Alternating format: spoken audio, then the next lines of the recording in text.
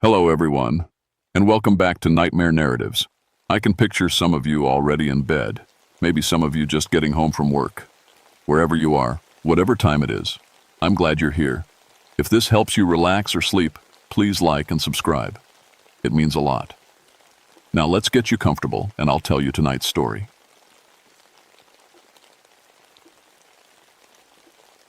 My name is Billy Ashworth, and I've been a park ranger in the Great Smoky Mountains for 19 years now. People call me crazy for staying out here so long, but these mountains are in my blood. My great-grandpa settled in these hills back in the 1800s, and my family's been here ever since. I'm 44 years old, and I know every trail, every cave, and every hidden waterfall in this part of Tennessee. I've led 147 successful rescues in my time here. When folks get lost or hurt in the backcountry, they call me. I'm good at what I do because I respect these mountains, and they respect me back. At least, that's what I used to think. It was November 1987 when everything changed. Early snow had already dusted the peaks, and the killing frost had turned the leaves brown. I was working the Cataract Falls area, about 12 miles from Gatlinburg as the crow flies. Out there, you're 8 hours from the nearest road on foot, and the radio doesn't work in the deep valleys. My grandmother used to tell stories about these mountains. She said the Cherokee believed spirits lived in the rocks and caves, watching over the sacred places. Mountain guardians, she called them. I always figured it was just old folklore, something to scare kids into behaving. I was wrong about a lot of things back then. The call came in on a Tuesday morning. 3 experienced cavers had been missing for 4 days in the Devil's Den cave system. All 3 were good people I knew personally. Sarah Chen, a geology professor from the university, and brothers Tom and Mike Garrett, who'd been exploring caves since they were kids. Devil's Den sits at the bottom of a deep hollow between Cove Mountain and Buckeye Knob. It's a tricky cave system with tight squeezes and underground rivers. The entrance sits right under Cataract Falls, where the water drops 100 feet into a dark pool. I partnered up with Jake Morrison for the rescue. Jake was newer than me, only 5 years on the job, but he was solid. We packed our gear at dawn, Petzl helmets with carbide backup lights, 200 feet of climbing rope, first aid kit, emergency supplies, standard cave rescue protocol. The hike took us 4 hours through thick rhododendron bushes and old hemlock forest. The deeper we went into the hollow, the quieter it got. Not the peaceful kind of quiet. The kind that presses against your ears and makes you want to whisper. Feels different out here, Jake said, as we approached the falls. He was right. The air felt heavy, like before a bad storm. Even the birds seemed to have left this part of the mountain. The only sound was water crashing down into the pool. When we reached the cave entrance, I knew something was wrong. The opening was partially blocked with massive stones, boulders that would take heavy equipment to move. But here's the weird part. They were stacked from the inside, like someone had tried to seal the cave from within. Sarah and the Garrett boys are strong, Jake said. But they couldn't move rocks this big. I knelt down to examine the stones. They were limestone, probably from deeper in the cave system, but how they got here made no sense. Maybe a rockfall, I said, though I didn't believe it. We squeezed through the gap between the boulders and dropped down into the cave. Right away, I noticed something else strange. It was warm inside, maybe 20 degrees warmer than outside. Cave temperatures usually stay steady year-round, around 55 degrees. Our headlamps cut through the darkness as we moved deeper. The cave stretched ahead in a long tunnel, with side passages branching off every 100 feet or so. Water dripped somewhere in the distance, echoing like footsteps. "Billy," Jake called from behind me. "Look at this." He was shining his light on the cave wall. In the soft clay, someone had pressed handprints. But these weren't normal human handprints. They were massive, maybe 10 inches across, and each one had 7 fingers instead of 5. The prints were pressed 3 inches deep into the clay, like they'd been made with incredible strength. "What do you think made these?" Jake asked. I didn't have an answer. In 19 years of cave rescue, I'd never seen anything like it. We kept moving, following the main passage. Our ropes showed scorch marks, like they'd been near a fire, but there was no sign of any flames. The temperature kept getting warmer the deeper we went. That's when we found Sarah. Sarah Chen was crushed against the ceiling 40 feet above the cave floor. I had to shine my light up twice before my brain could process what I was seeing. Her body was pressed into a narrow crack in the limestone, arms and legs twisted at impossible angles. There was no way she could have climbed up there, and no way she could have fallen and ended up in that position. "How did she get up there?" Jake whispered. "I don't know," my voice echoed strangely in the cave. "I don't know how that's even possible." We spent an hour trying to figure out how to get her down. The ceiling was too high for our rope, and the rock face was smooth as glass. Finally, we had to accept that recovering her body would require a bigger team with special equipment. "We need to find Tom and Mike," I said. "They might still be alive." We marked our position and kept moving deeper into the cave system. The main passage split into 3 tunnels. I checked my map, but something was wrong. According to the survey from 1962, there should only be 2 passages here. "Map's wrong," Jake said, looking over my shoulder. "Maps don't lie. I've been using this one for 15 years. But there it was, a 3rd tunnel, heading northeast. Fort now, carved smooth, as if it had been there for centuries. Water trickled along the floor, and warm air flowed out like breath. We decided to split up.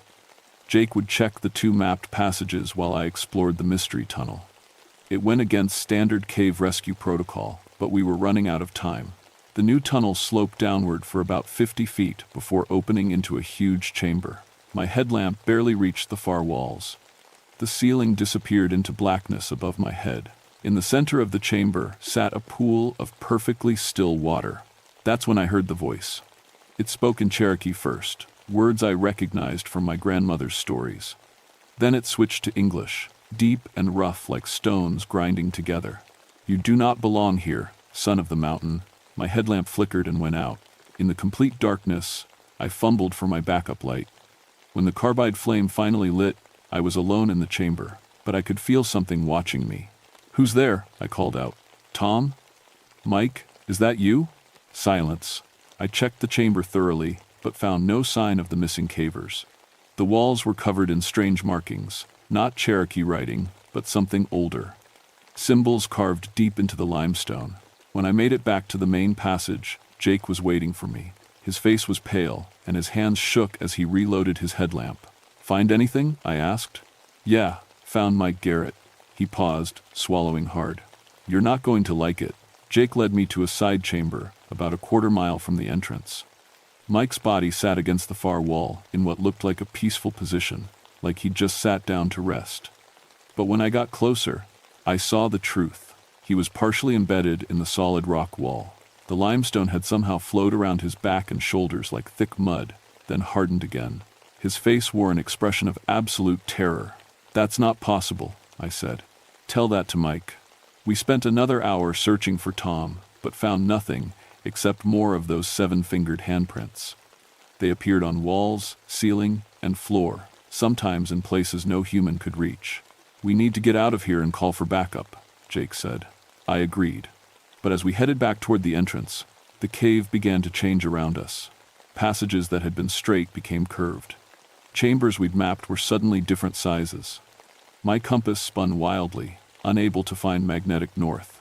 "Billy," Jake said, "I don't think we're alone down here." The temperature was rising. Sweat ran down my back despite the November cold outside. Our headlamps began to flicker in unison, as if something was interfering with the electrical systems. That's when the ground started to shake. It wasn't an earthquake. I'd felt those before. This was different, rhythmic, like massive footsteps. The sound echoed through the cave system, coming from deeper underground.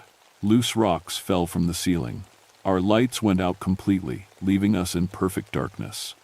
In that blackness, I heard Jake scream. When I finally got my backup light working, he was gone. "Jake!" I shouted into the darkness. "Jake, where are you?" My voice echoed back from a dozen different directions. The cave system that had seemed familiar just minutes before now felt like an alien world. Passages branched off in directions that hadn't existed when we first mapped the area. I followed the sound of Jake's scream, but the tunnel twisted and turned in impossible ways. My compass was useless. The needle spun freely, unable to lock onto any direction. The air grew warmer with each step, and a smell filled my nose, hot stone and ancient earth. After what felt like hours but was probably only minutes, I found a chamber I'd never seen before. The walls were covered in Cherokee symbols, but also something else. Handprints, hundreds of them, all with 7 fingers. They covered every surface from floor to ceiling, like a crowd of giants had pressed their hands against the stone. In the center of the chamber sat Tom Garrett. He was alive, thank God, but something was terribly wrong. Tom sat cross-legged on the cave floor, staring at the wall in front of him. His headlamp was dead, but he didn't seem to notice the darkness. "Tom," I called softly. "It's Billy Ashworth. I'm here to get you out." He didn't respond. I moved closer, shining my light on his face.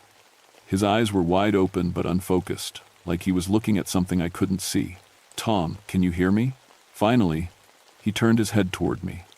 When he spoke, his voice was flat and emotionless. "It's been waiting," he said, "waiting for so long. The mountain is angry, Billy. We went too deep. We saw things we weren't supposed to see." "What things? What did you see?" "The keeper, the one who guards the sacred places." Tom's voice got quieter. "It showed me Sarah and Mike. It showed me what happens to people who don't respect the old ways." I knelt beside him, checking for injuries. He seemed physically fine, but his mind was somewhere else entirely. "Tom, we need to leave, right now." "Can you walk?" "You can't leave," he said. "It won't let you. Once you've seen the keeper, you're part of its domain." As if summoned by his words, the cave began to change again. The walls started to glow with a faint red light, like coals in a dying fire. The temperature rose another 10 degrees. Somewhere in the darkness, I heard Jake calling my name, but his voice seemed to come from impossible directions. Above, below, through solid stone. I helped Tom to his feet. He moved like a sleepwalker, but at least he could move. We started back toward what I hoped was the main passage, but the cave had become a maze. Tunnels led to rooms that hadn't existed before. Chambers connected to passages that defied the laws of physics. That's when I saw it for the first time. A shadow moved across the cavern wall, but there was nothing to cast it. The shadow was huge, the outline of a man 12 feet tall, but wrong somehow. Too many fingers, limbs that bent at strange angles. "Do you see it?" Tom whispered. "Yeah, I see it." The shadow turned toward us. Where its face should be, 2 points of red light glowed like hot coals. When it spoke, the voice came from the walls themselves. "You have disturbed the sacred place. You have brought machines and lights into the domain of the ancestors. Why?" I found my voice, remembering the Cherokee words my grandmother had taught me. "We came to help our friends. We mean no harm to the sacred places. Harm has already been done. The mountain bleeds from the wounds of the coal miners.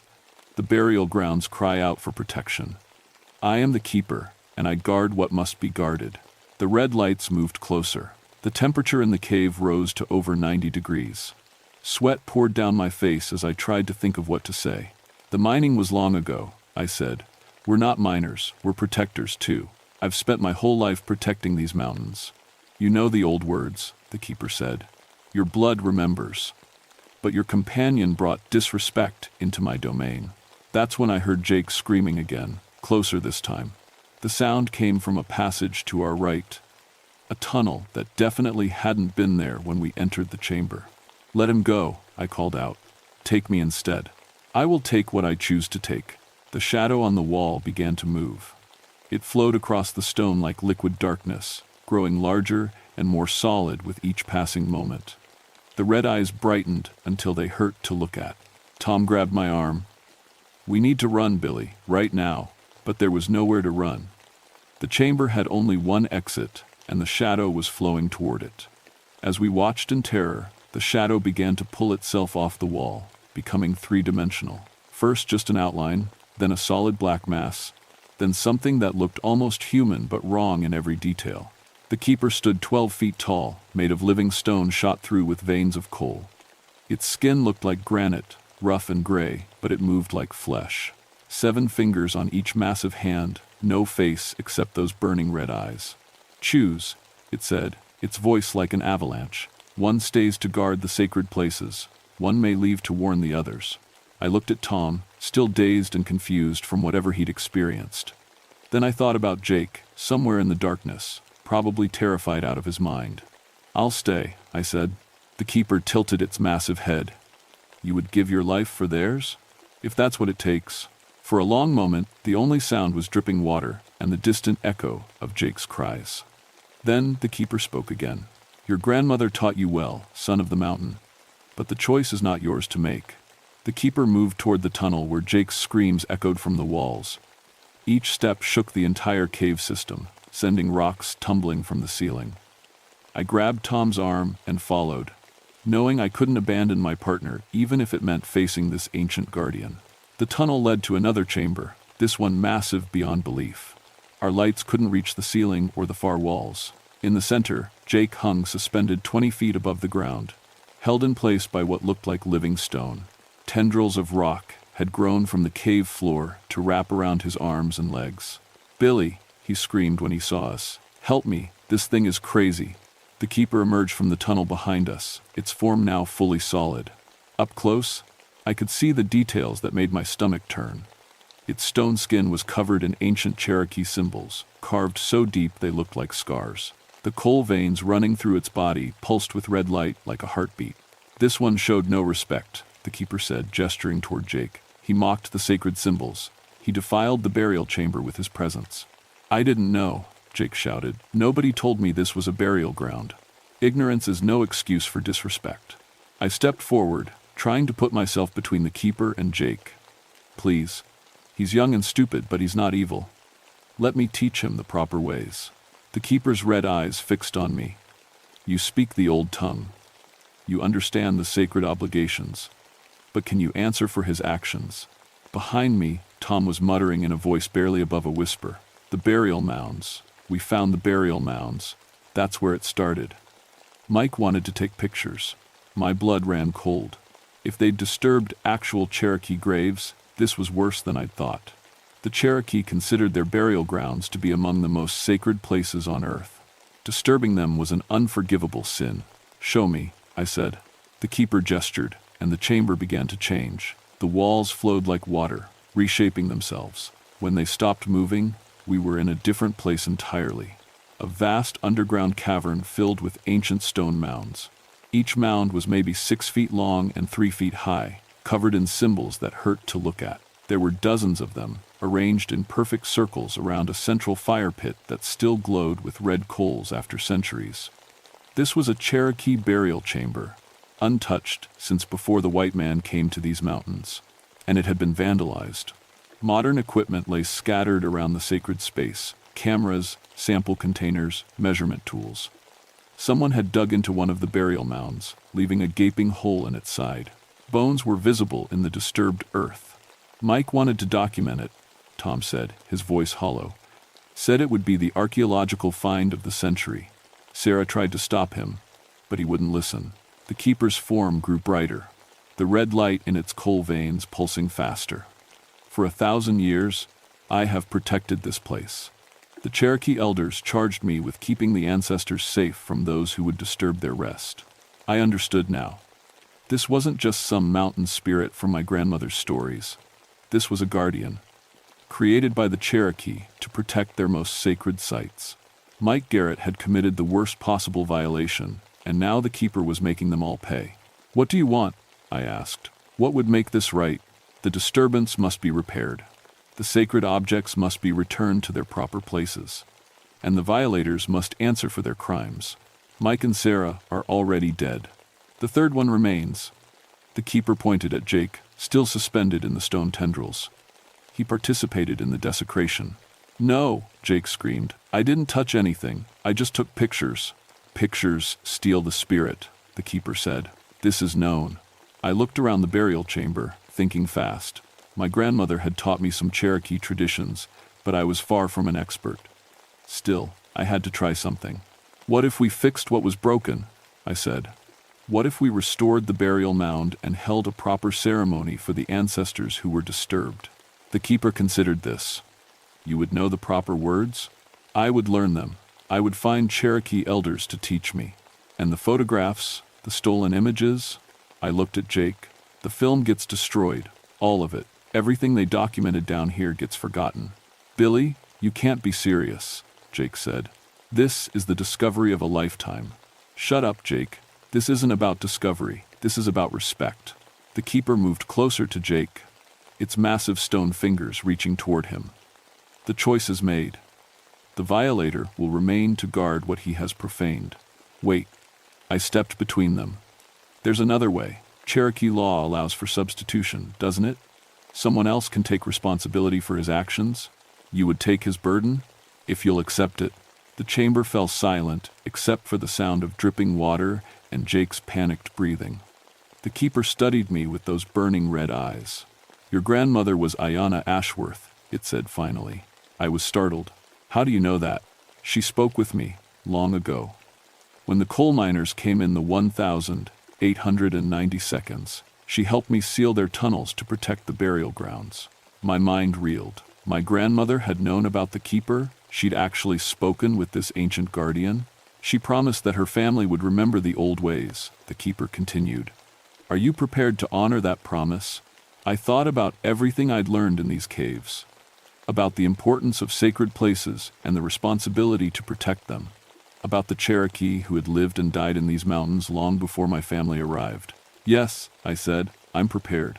The keeper released Jake, who fell to the cave floor gasping. Then it turned back to me. The sacred places will be your responsibility now. You will guard them as I have guarded them.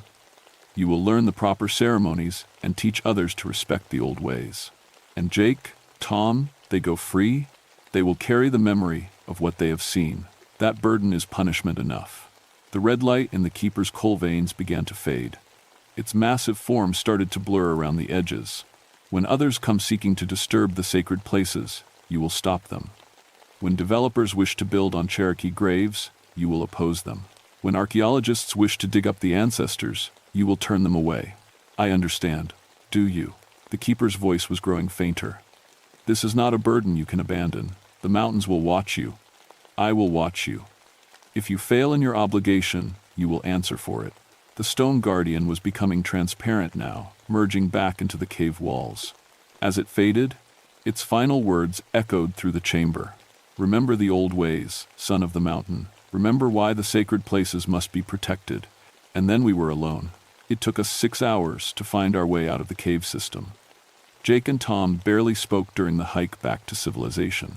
When we finally reached the ranger station, I told my supervisor that the cave had suffered a major rockfall and was too unstable for rescue operations. Sarah and Mike's bodies were never recovered. The official report listed them as victims of a caving accident. Devil's Den cave system was permanently closed to the public, with steel grates installed over all known entrances. The area was declared geologically unstable and off-limits to all recreational activities. That was 6 months ago. Since then, I've spent every spare moment learning Cherokee traditions. I found elders who were willing to teach me the proper ceremonies for honoring the ancestors. I learned the songs and prayers that my grandmother had tried to teach me when I was too young to understand their importance. Tom Garrett left Tennessee a week after our experience in the cave. Last I heard, he was working as a librarian in Oregon, about as far from underground spaces as you can get. He still won't talk about what happened to us down there. Jake stayed with the Park Service, but he transferred to a different district. He destroyed all the photographs from our rescue mission, along with his personal camera equipment. Sometimes I catch him staring at the mountains with a haunted expression, like he's waiting for something to emerge from the stone. As for me, I've become something of an expert on Cherokee sacred sites in the Smoky Mountains. Officially, I'm just a ranger with an interest in local history.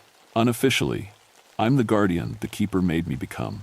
3 times this year, I've had to turn away people who wanted to explore the restricted areas. Twice, they were amateur archaeologists looking for artifact sites. Once it was a development company that wanted to survey the hollow for a potential resort project. I didn't have to threaten them or file official reports. I just told them the stories my grandmother had told me. Stories about mountain spirits who protect the sacred places. Stories about what happens to people who don't respect the old ways. Most of them listened. The ones who didn't found their equipment mysteriously malfunctioning. Compasses spinning wildly. GPS devices showing impossible readings. Camera batteries dying despite being fully charged. The mountains have ways of protecting themselves.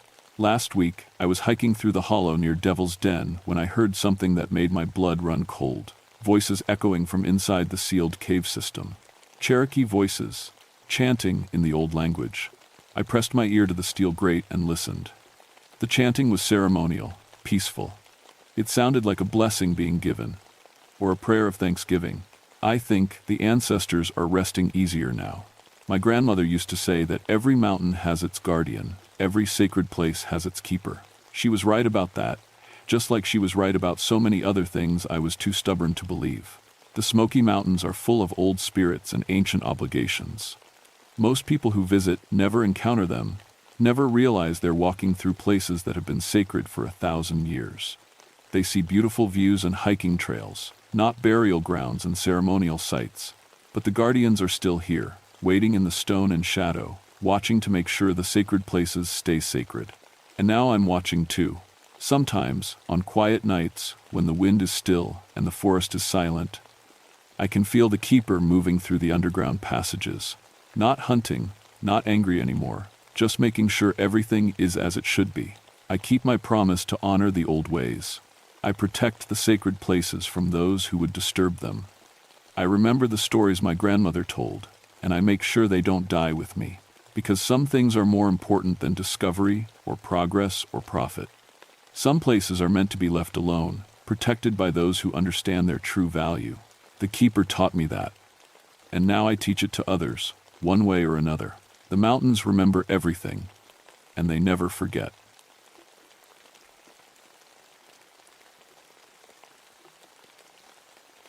My name is Margaret Whitfield, but everyone calls me Maggie. I've been a forest ranger here in Virginia's Jefferson National Forest for 15 years now, and before that, I was a veterinarian for 8 years. People always ask why I gave up my practice to work out here in the mountains. The truth is, I had to.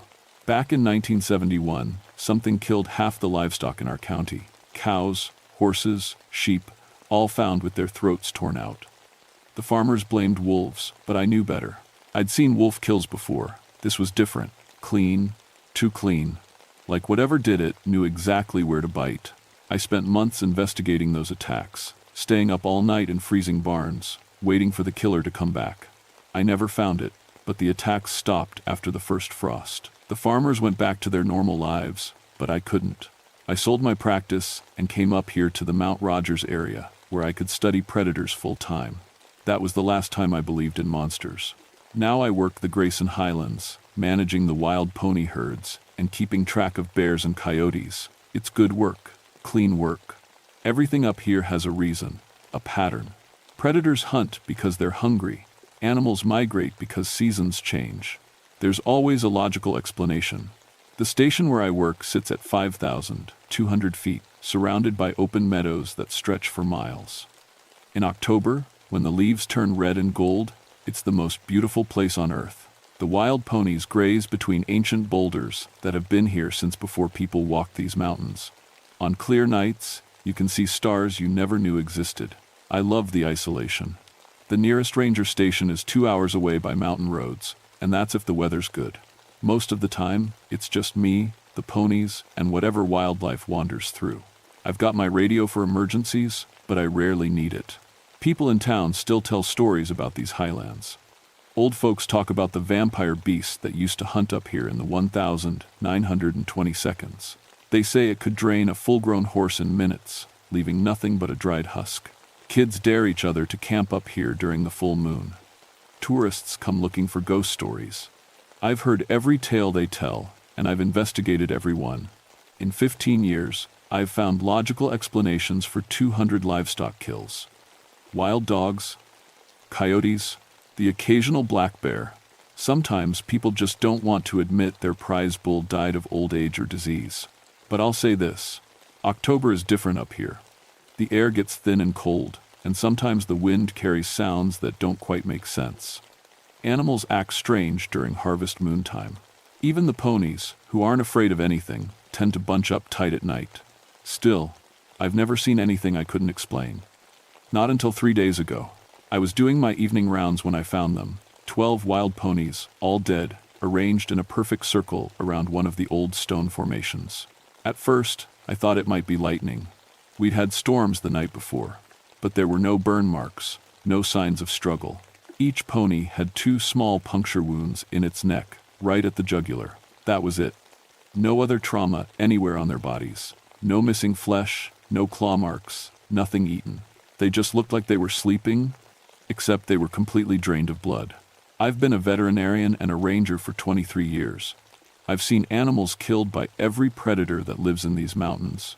I know what wolf kills look like, what bear attacks do to a body, how wild dogs tear at their prey. This wasn't any of those things. I called Dr. Samuel Hayes, the state veterinarian, and asked him to come up first thing in the morning. Sam's been doing this work longer than I have, and he's seen things that would make most people quit the job. If anyone could explain what happened to those ponies, it would be him. That was 2 days ago. Sam should have been here by now, but he hasn't answered his radio since yesterday morning. Outside my window, the harvest moon is rising, bigger and redder than I've ever seen it. The ponies that are still alive have all moved down to the lower meadows, as far from the stone circle as they can get. For the first time in 15 years, I'm starting to think maybe some of those old stories aren't just stories after all. I found Dr. Hayes at dawn, 2 miles from where I'd discovered the dead ponies. He was lying face down in a small clearing, his truck parked nearby with the engine still running and the headlights on. Sam was 62 years old and built like a bear. In 30 years of veterinary work, he'd handled bulls, stallions, and angry mama bears, protecting their cubs. He wasn't the kind of man who scared easily, but when I rolled him over, his face was frozen in an expression of pure terror. Same 2 puncture wounds in his neck, same complete drainage of blood. His eyes were wide open, staring at something I couldn't see. His hands were clutched around his silver cross necklace, so tight I had to pry his fingers loose. The strangest thing was his truck. Sam was always careful about equipment. He'd never leave an engine running all night, never waste battery power on headlights when he wasn't using them. But everything was on, like he'd jumped out in a hurry and never made it back. I spent an hour going over the scene with my camera and evidence kit. The ground around Sam's body was torn up, like something had dragged him 20 feet from his truck. But there were no animal tracks, no human footprints either, just these strange marks in the dirt that looked almost like paw prints, but wrong. Too big for any cat that lived in these mountains, and they seemed to shift shape as I followed them. In one spot, they looked like bare human feet. 10 yards later, they were definitely cat paws with claws extended. I bagged samples of everything I could find and loaded Sam's body into my truck. The radio crackled to life as I was covering him with a tarp. Mount Rogers Base, this is State Police Dispatch. We have a possible missing persons report. Dr. Samuel Hayes failed to return home last night. Dispatch, this is Ranger Whitfield at Mount Rogers. I have Dr. Hayes here. I stopped, staring down at Sam's peaceful face. How do you explain something that makes no sense? He's deceased. Looks like an animal attack. Copy that, Ranger Whitfield. We'll send an investigation team. Negative on that, dispatch. Roads are too rough for regular vehicles. I'll bring him down myself. The truth was, I didn't want anyone else up here until I figured out what was happening. State police would ask questions I couldn't answer. They'd want explanations I didn't have. I drove Sam's body down to the medical examiner in town, then came straight back. Something was hunting in my mountains, and I intended to find it before it killed again. That afternoon, I hiked out to the stone circle where the ponies died. In daylight, the formation looked different than I remembered. The stones were arranged in a perfect spiral, each one carved with symbols I'd never noticed before. The grass inside the circle was dead, burnt black like acid had been poured on it. I was taking pictures when I heard the sound. It started as a low hum, almost below hearing. Then it grew into something like singing, but not quite human. The melody was beautiful and terrible at the same time, like a lullaby someone might sing to coax a child into dark water. The sound was coming from the trees at the edge of the meadow. I grabbed my binoculars and scanned the tree line, but saw nothing, just shadows and branches moving in the afternoon breeze. Then the singing stopped, and something moved. At first, I thought it was just a trick of light through the leaves. But as I watched, 2 red dots appeared in the darkness between the trees. They were too high up to be animal eyes, maybe 8 feet off the ground, and they glowed like embers in a fire. I kept my binoculars steady and watched those red lights for 10 minutes. They never moved, never blinked. Just stared back at me across the meadow with an intelligence that made my skin crawl. When I finally lowered the binoculars to wipe the sweat from my hands, the lights were gone. I spent the rest of the afternoon setting up motion cameras around the stone circle and the surrounding trees. If something was hunting in this area, I was going to get proof. Real evidence that would hold up to scientific investigation. By sunset, I had 12 cameras positioned in a grid pattern covering half a square mile. Each one was loaded with high-speed film and infrared flash units. Whatever was out there, I'd have pictures of it by morning. I was hiking back to my truck when I heard the ponies. They were screaming, not whinnying or neighing like horses do when they're frightened, screaming like people in pain, voices breaking with terror. I ran toward the sound, crashing through brush and jumping over fallen logs. The screaming got louder, more desperate. Then, suddenly, it stopped. I found them in a clearing I'd never seen before, though I'd hiked these trails 100 times. 7 ponies, all down, all drained. They were still warm. But that wasn't the worst part. The worst part was the tracks around the bodies. Human footprints that changed to cat paws in mid-stride. I followed them to a large oak tree at the edge of the clearing. The bark was shredded 8 feet up the trunk, like something with very long claws had climbed it fast.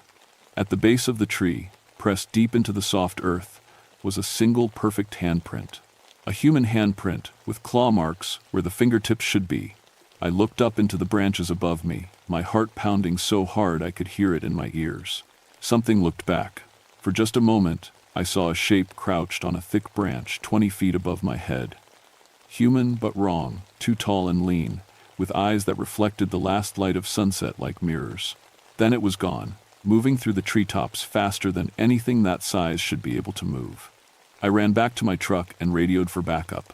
State Trooper Jennifer Walsh arrived the next morning with a face like granite and 40 years of police work behind her. She'd seen everything from murder scenes to meth labs, and nothing much surprised her anymore. Until she saw the latest pony kill site. Maggie, what the hell happened here? She was standing in the clearing, looking at the 7 drained carcasses arranged in a neat line. This doesn't look like any animal attack I've ever seen. I handed her my evidence folder, photos, soil samples, plaster casts of the strange tracks. See for yourself. Whatever did this is big, smart, and careful. It's not leaving much evidence behind. Jennifer knelt beside one of the ponies and examined the puncture wounds. 2 holes, perfectly placed. No tearing, no excess trauma. It's like someone used a medical instrument. Or fangs. She gave me a look. Fangs don't work this clean, Maggie. Even rattlesnake bites leave more damage than this. Then, how do you explain the complete blood loss? These animals were drained dry. Jennifer stood up and brushed dirt off her knees. I can't. But that doesn't mean we start believing in vampires. That's when Rex, Jennifer's German Shepherd tracking dog, started whining. Rex had been trained to track criminals through swamps, forests, and urban environments. He'd found missing children, escaped convicts, and bodies that had been buried for months. He was fearless, disciplined, and absolutely reliable. But now he was cowering behind Jennifer's legs, whimpering like a puppy. Rex, what's wrong with you? Jennifer tried to coax him toward the dead ponies. Come on, boy, do your job. The dog wouldn't move.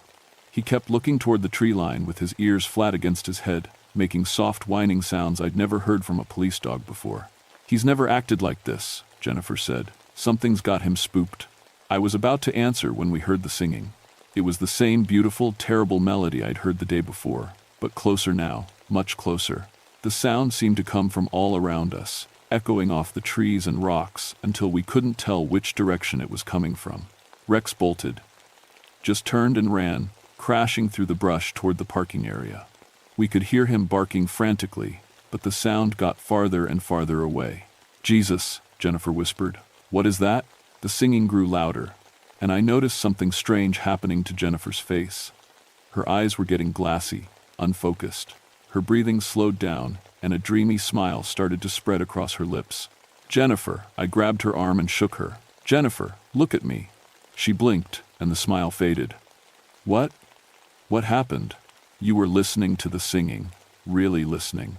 I don't hear any singing, but I did. And it was getting closer. I pulled out my service radio and called for immediate backup. Mount Rogers Base to all units. Officer needs assistance at grid reference 77 Delta. Possible dangerous wildlife encounter. The radio crackled, but no clear response came through. Just static and something that might have been whispering. We need to get out of here, I told Jennifer. Now, we hiked back toward our vehicles as fast as we could without running. Behind us, The singing continued, sometimes close, sometimes distant, always beautiful and always wrong. We were almost to the parking area when Jennifer stopped dead. "Maggie, look at the trees." I followed her gaze and felt my blood turn cold. The trees around us were covered with claw marks, fresh ones, white wood showing through the bark. They started at ground level and went up 15, 20 feet. Some of the marks were deep enough to put my whole hand inside. "No bear did this," Jennifer said. "Bears don't climb that high, and they don't have claws this big. Look at the pattern." I pointed to a massive oak tree that had been completely shredded. "It's not random. See how the marks form symbols?" The claw marks did look deliberate. Almost like writing, if writing could be made with 4-inch claws.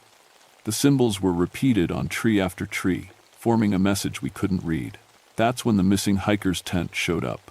We found it hung in the branches of a tall pine, 30 feet off the ground. The tent was shredded but still recognizable, bright blue with yellow trim. The same one described in the missing persons report from 3 days ago. "How did it get up there?" Jennifer asked. "Something put it there. Something that can climb very well." Inside the torn tent, caught on the aluminum frame, was a piece of human clothing, a flannel shirt with dark stains that could have been blood. Jennifer pulled out her radio.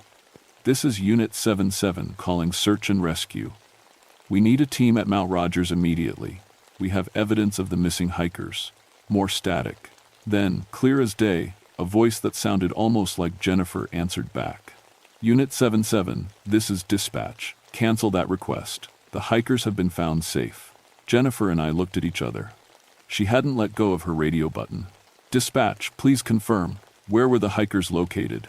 "They're with us now, Jennifer. They're waiting for you." The voice on the radio was definitely Jennifer's voice, but Jennifer was standing right beside me. "That's not dispatch," I whispered. Jennifer keyed her radio again. "Dispatch, what's my badge number?" "Your badge number is 2847, Officer Walsh. And you're very tired, aren't you? You've been walking for so long. Why don't you come rest? We have a nice, warm place prepared for you." Jennifer's eyes were getting glassy again. She took a step toward the trees, then another. I slapped the radio out of her hand and it went flying into the brush. "Jennifer, whatever's talking to you, don't listen to it." She blinked and shook her head. I was going to follow the voice. It sounded so reasonable, so familiar. It sounded like you because it was copying you. Whatever we're dealing with, it can mimic human voices. The sun was getting low, and shadows were growing longer between the trees. I realized we'd been in the woods for almost 6 hours, but it felt like minutes. "We need to get back to base before dark," I said. "I've got floodlights and a generator there, and guns." But when we got to the parking area, Jennifer's patrol car was gone. Just gone, like it had never been there. My truck was still there, but all 4 tires had been slashed. Not cut with a knife, torn apart by claws. We were stranded on the mountain with something that could mimic voices, climb trees like a cat, and move a 2-ton police car without leaving tracks. And the sun was setting. The singing started again as darkness fell, coming from every direction at once. This time, it wasn't just beautiful and terrible. This time, it knew our names. "Maggie," the voice sang sweetly. "Jennifer. Come and see what we've prepared for you." We made it back to my station, just as full darkness settled over the mountains. I'd never been so happy to see electric lights in my life. The ranger station was built like a fortress. Thick log walls, heavy shutters on the windows, and a generator that could keep the lights on all night. I'd always thought the design was overkill for a wildlife management post. Now I understood why the old-timers had built it that way. "Help me secure the windows," I told Jennifer. We pulled the shutters closed and threw the heavy wooden bars across them. "Whatever's out there, it's not getting in without a fight." I checked my radio equipment, but all I got was static. The telephone line had been cut. We were completely cut off from the outside world. "Maggie, look at this." Jennifer was standing at my desk, holding an old leather journal I'd never seen before. "I found it in your bookshelf. It's dated 1924. The journal belonged to someone named Edgar Whitmore, who'd been a ranger in these same mountains almost 60 years ago. His handwriting was shaky, like he'd been writing in a hurry or under stress. Jennifer read aloud from the first entry.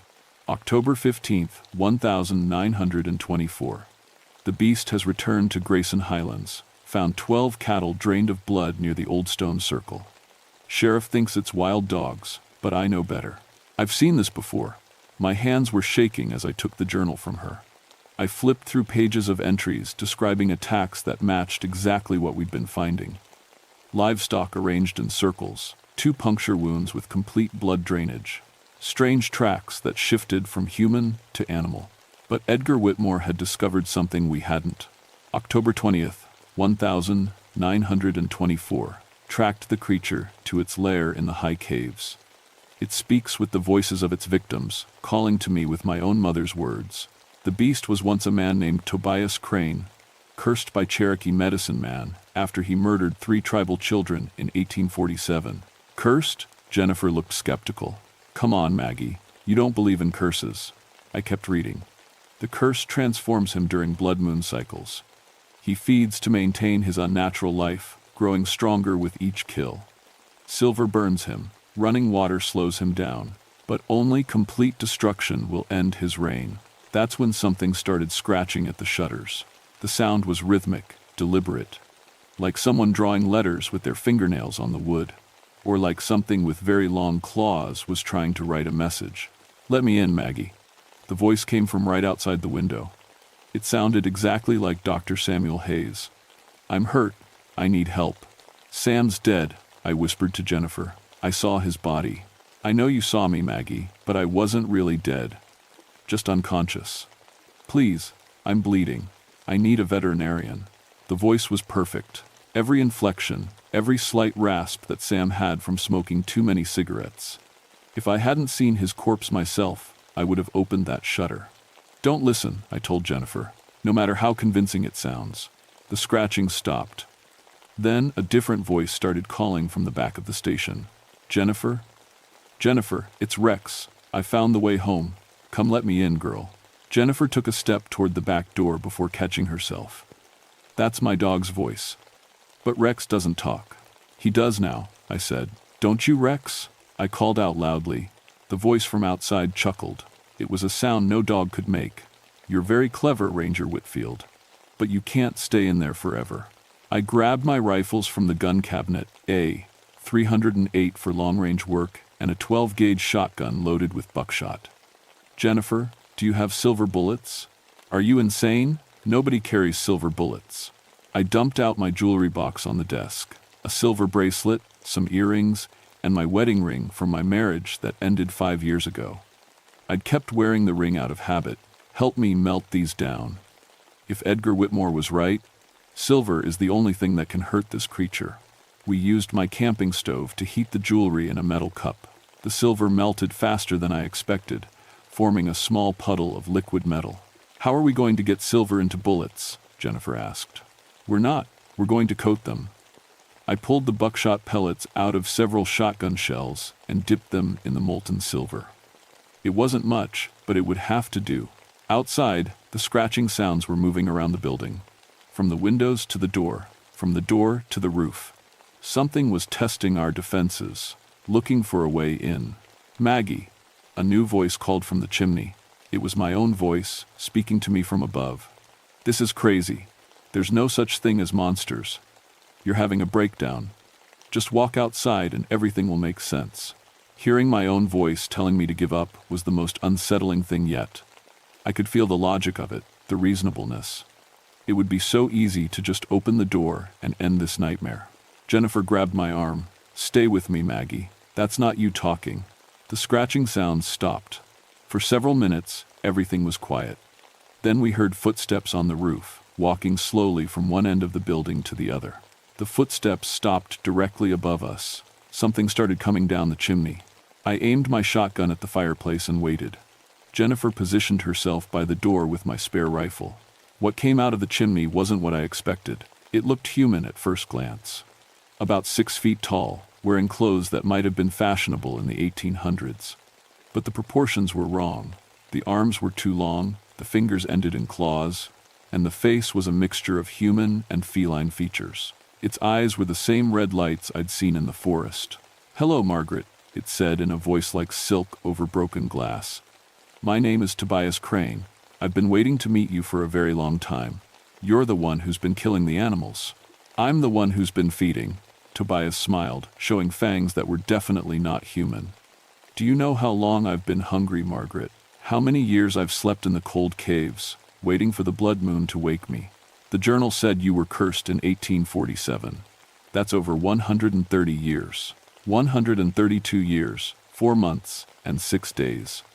His voice was hypnotic, drawing me in despite my fear. But who's counting?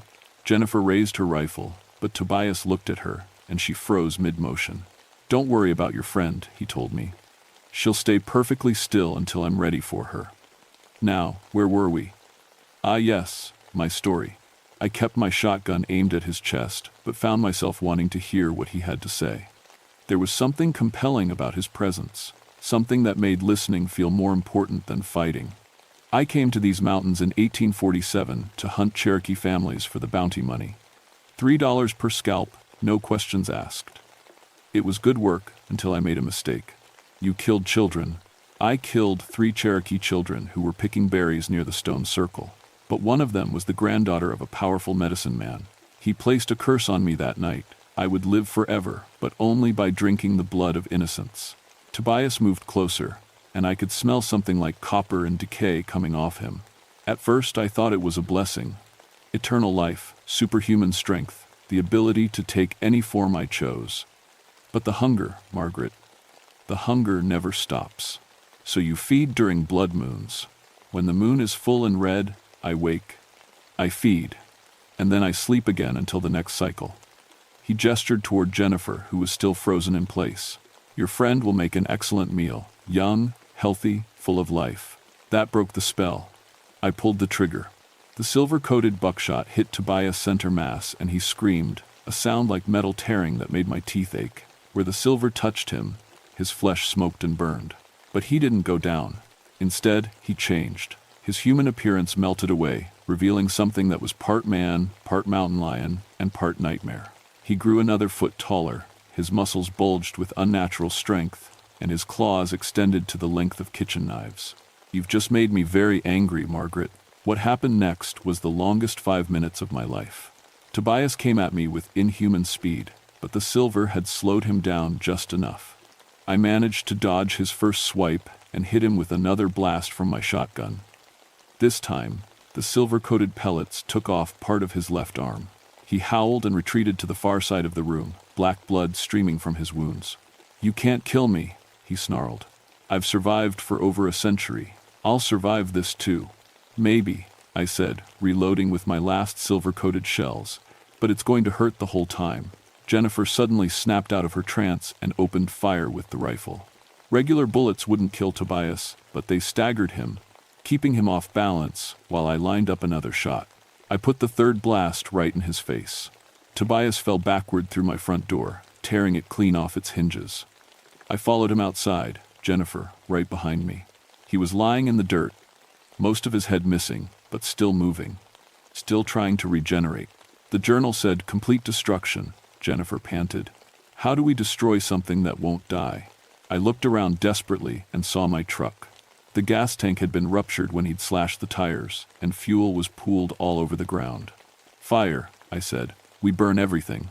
I grabbed a flare from my emergency kit and lit it. Tobias saw what I was planning and tried to crawl away, but the silver had done too much damage. He could barely move. Wait, he gasped, his voice barely human now. I can tell you things. Secrets about these mountains. About others like me. Maybe next lifetime, I said, and threw the flare. The gasoline ignited instantly, creating a column of fire that lit up the whole mountainside. Tobias screamed one last time, then crumbled to ash faster than seemed possible. Within minutes, there was nothing left but a scorch mark on the ground and the smell of sulfur in the air. Jennifer and I sat on my front steps and watched the fire die down. Neither of us spoke for a long time. What do we put in our report? She finally asked. Gas leak explosion, I said. Destroyed the station and all evidence. Dr. Hayes died in a hiking accident. The missing campers were found safe in another state. And the ponies? Poisoned water source. Happens sometimes after heavy rains wash chemicals down from old mining sites. Jennifer nodded slowly. Think anyone will believe it? People believe what makes sense to them. Nobody wants to hear about monsters. The sun was coming up over the mountains, and I could hear normal forest sounds returning. Birds singing, squirrels chattering, the distant whinny of ponies in the lower meadows. But I also heard something else. Jennifer's dog, Rex, barking from somewhere down the mountain. He'd apparently survived his panic and was trying to find his way back to us. "What about next month?" Jennifer asked. "The journal said he feeds during blood moon cycles. If we killed him, does that mean it's over?" I showed her the last entry in Edgar Whitmore's journal. October 31st, 1924. Destroyed the beast with silver and fire. The Cherokee medicine man told me this would end the curse. But he also warned me that evil like this never truly dies. It just sleeps until someone awakens it again. So we're not done. We're done with Tobias Crane. But the old stories mention other creatures in these mountains. Things that wake up during certain moon phases, or when blood is spilled on the stone circles, or when people go missing in the deep caves. I closed the journal and tucked it into my jacket. "I'm putting in for a transfer. You should too. Find a nice quiet job in a city somewhere, where the worst thing you have to worry about is regular human criminals." Jennifer stood up and brushed ash off her uniform. "What about you? Are you really leaving?" I looked out over the Grayson Highlands, where the morning mist was rising from the meadows, and the wild ponies were coming back to graze. It was still the most beautiful place on earth. It was also the most dangerous. "Someone has to watch," I said. "Someone has to be ready for whatever wakes up next." 3 weeks later, I got my new assignment, a promotion to Regional Supervisor for Supernatural Wildlife Management. It's not an official title, of course. Officially, I investigate unusual predator behavior and wildlife disease patterns. Unofficially, I keep track of the old stories. I maintain a network of rangers, veterinarians, and local residents who know what to look for. When something that shouldn't exist starts leaving evidence that can't be explained, they call me. The phone rings more often than you'd think. Last week, I got a report from Kentucky about livestock found drained of blood near an abandoned coal mine. 2 weeks ago, a ranger in Tennessee sent me photos of tracks that changed from human to wolf in mid-stride. And yesterday, Jennifer called to tell me that 3 hikers had gone missing in the North Carolina mountains during the new moon.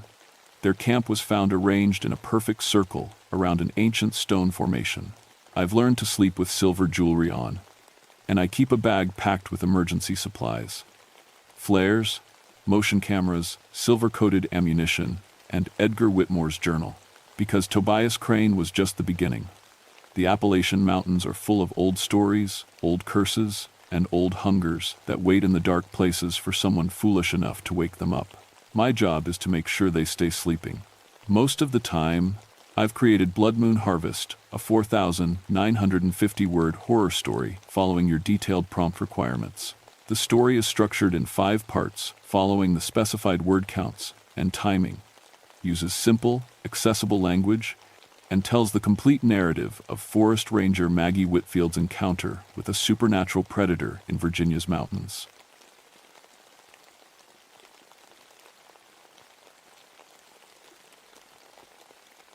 My name is Thomas Blackburn, but everyone calls me Tom. I've been a ranger in the Monongahela National Forest for 22 years now, and I thought I'd seen everything these West Virginia mountains could throw at me.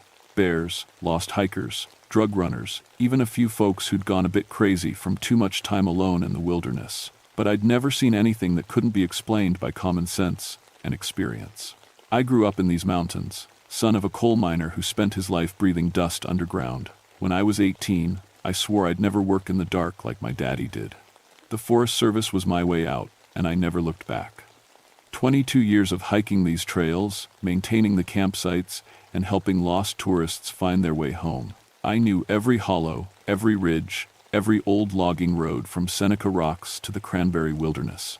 The Dolly Sods area was my specialty, that high plateau country where the weather could turn deadly in minutes, 4,000 feet up, exposed to winds that came howling down from Canada. In winter, it was like stepping onto another planet. Red spruce trees twisted by decades of ice storms, cranberry bogs frozen solid, and silence so deep it made your ears ring. People called me when they needed someone who knew the backcountry history. I'd documented over 500 historical sites in my territory, old homesteads, logging camps, mining operations that had been swallowed by the forest decades ago. Most folks don't realize how many people used to live up in these mountains. Whole communities that just disappeared when the work dried up or disaster struck. There was one place I knew better than most, an old logging settlement up on the plateau that had been abandoned since the 1922. Nothing left now but stone foundations and a few rotting timbers, but I'd spent hours up there researching the history. 23 children had died there during the influenza outbreak of 1918, all in one terrible week in December, when the snow was so deep nobody could get out for help. The whole community just packed up and left after that. Too many ghosts, the survivors said. I'd always rolled my eyes at that kind of talk. Ghost children, spirits calling from the woods. It was all just wind in the hollows and imagination running wild. In 22 years of walking these mountains alone, often in the dead of night, I'd never heard anything that couldn't be explained by wildlife or weather. That was before December 1983. The call came in on a Tuesday morning, crackling through the radio static as an ice storm knocked out half the towers in the region. 2 snowshoers had made it out of the Dolly Sods area, claiming they'd heard children calling for help near the old settlement site. They were shook up bad, kept talking about voices in the storm, little voices begging for help. Probably just wind, I told Eddie Kozlov, my partner for winter patrols. Eddie was younger than me, only 5 years on the job, but he was solid. Grew up in Pittsburgh, thought the mountains were the most beautiful place on earth. Sound carries funny up there when the weather's bad. But the snowshoers had been specific. Children's voices, they said, clear as anything. Crying and calling for help from somewhere in the ruins of the old town. They'd tried to find them, but the snow was too deep, and the storm was getting worse. They barely made it out themselves. Eddie and I loaded our winter gear into the truck. Snowshoes, emergency shelter, medical supplies, enough food and fuel for 3 days if we got trapped. The temperature was dropping fast, and the weather service was calling for another foot of snow before nightfall. You really think there's kids up there? Eddie asked as we drove the rough forest road toward the trailhead. Shouldn't be, I said, checking the map one more time. No registered camping permits for that area. No legal access roads that time of year, but we have to check. The last mile to the settlement site was brutal. 3 feet of fresh snow over a layer of ice, and the wind was picking up. Every step was a struggle, even with the snowshoes. Eddie was breathing hard by the time we reached the edge of the old town site. Jesus, he said, stopping to catch his breath. How'd anybody ever live up here? I was wondering the same thing as we approached the stone foundations that were all that remained of the old community. The wind was howling now, and snow was starting to fall harder. In weather like this, it was easy to imagine voices in the storm. The first thing I noticed was the tracks. They were small, child-sized, and fresh enough that snow hadn't filled them in completely. They led from the tree line across the open area where the old settlement had been, weaving between the stone foundations like someone was exploring the ruins. Tom, Eddie called from near what used to be the schoolhouse. His voice had a strange edge to it. You need to see this. I snowshoed over to where he was crouched near one of the larger foundation holes. It had probably been a cellar once, and the opening was partially covered by fallen timbers. Eddie was shining his flashlight down into the darkness. What is it? More tracks, he said, leading right to the edge, like someone went down there. I knelt beside him and looked. Sure enough, the small footprints led directly to the cellar opening and disappeared into the black hole below. But that didn't make sense. The opening was maybe 18 inches wide between the fallen beams, too narrow for an adult, but just wide enough for a child. Hello, Eddie called down into the darkness. Is anyone down there? We're park rangers. We're here to help. The wind swallowed his words, but for just a second, I thought I heard something else. A sound like crying, very faint, coming from the depths of the cellar. Did you hear that? Eddie asked. Just wind, I said automatically, but I wasn't sure. Let's check the other foundations. We found more tracks around every building site. Always the same size, always child-sized, leading to and from the ruins like kids had been playing there. But the snow was still falling, and these tracks were sharp and clear. They had to be fresh, made within the last few hours. This doesn't make sense, Eddie muttered, following one set of prints that led from the old church foundation to what might have been a general store. How would kids even get up here? It's 15 miles from the nearest road. I was thinking the same thing, but I didn't like the other possibilities that were starting to form in my mind. Lost kids in weather like this would be dead by morning. And if they'd fallen into one of those cellars, we need to check every foundation, I said. If there really are children up here, they're in serious trouble. The snow was getting heavier, and the temperature was dropping fast. According to my thermometer, it was already down to -15, and that was before the wind chill. We worked methodically, checking each foundation hole, calling down into the darkness. Most were partially filled with debris and decades of fallen leaves, but a few were deep enough to hide someone. At the fourth foundation, we got an answer. "Help us," came a small voice from the darkness below. "Please help us. We're so cold." Eddie and I looked at each other. The voice was definitely real. Definitely a child. A girl, maybe 8 or 9 years old. "We're coming," Eddie shouted down. He was already taking off his pack, pulling out rope and emergency gear. "How many of you are down there?" "All of us," came the reply, so faint we had to strain to hear it. "We're all so cold. Please don't leave us." All of them. How many was that? And how had children ended up trapped in a cellar in the middle of nowhere during a blizzard? Eddie tied the rope around his waist and prepared to rappel down into the foundation hole. It was about 10 feet deep, with stone walls that were slick with ice. "Be careful," I said, but I was already checking my own gear. For if there were multiple children down there, we were going to need all the help we could get. Eddie disappeared into the darkness, his flashlight beam dancing off the walls. I could hear him moving around down there, talking to the children in the calm, reassuring voice we'd been trained to use in emergencies. "I can't see them," his voice echoed up from below. "But I can hear them. They sound really weak." I knelt at the edge of the hole. "How many?" "I don't know. They keep moving." "Jesus, it's cold down here. My thermometer is reading -80. That can't be right." -80? That was impossible. Even in the worst weather, it wouldn't be that cold in a sheltered cellar. I checked my own thermometer again. Still -15. "Eddie, you need to get out of there. Something's wrong." But Eddie wasn't listening. He was talking to the children, trying to locate them in the darkness. I could hear his voice getting excited. "I found something," he called up. "There's clothing down here. Old clothing. Really old." "What kind of clothing?" "Like historical old. Wool coats, button-up shoes, the kind of stuff you see in museums." His voice was getting strange, tight with something that might have been fear. "Tom, this clothing, it's perfectly preserved. Like it was just put here yesterday." I felt ice in my stomach that had nothing to do with the weather. "Eddie, come up now." "Wait, there's something else." His voice was barely audible now. "Tom, there are names sewn into these clothes. Mary Catherine Morrison, age 7. James Patrick Kelly, age 9. Sarah Elizabeth." He stopped talking suddenly. "Eddie, Eddie, answer me." The silence stretched for what felt like hours, but was probably only seconds. Then Eddie's voice came up from the cellar, high and scared. "Tom, I can see them now. They're right here in front of me. But something's wrong. Something's really wrong." "What do you mean something's wrong?" I called down into the darkness, but Eddie's voice was already changing, taking on a weird, echoing quality that made my skin crawl. "They're so pale," he whispered. "So pale they're almost see-through, and their eyes, God, their eyes are like black holes. They're reaching for me, Tom. Their hands are so cold." I grabbed my flashlight and shined it down into the cellar. Eddie was pressed against the far wall, staring at something I couldn't see. His breath was coming out in huge white puffs, like he was breathing in a freezer.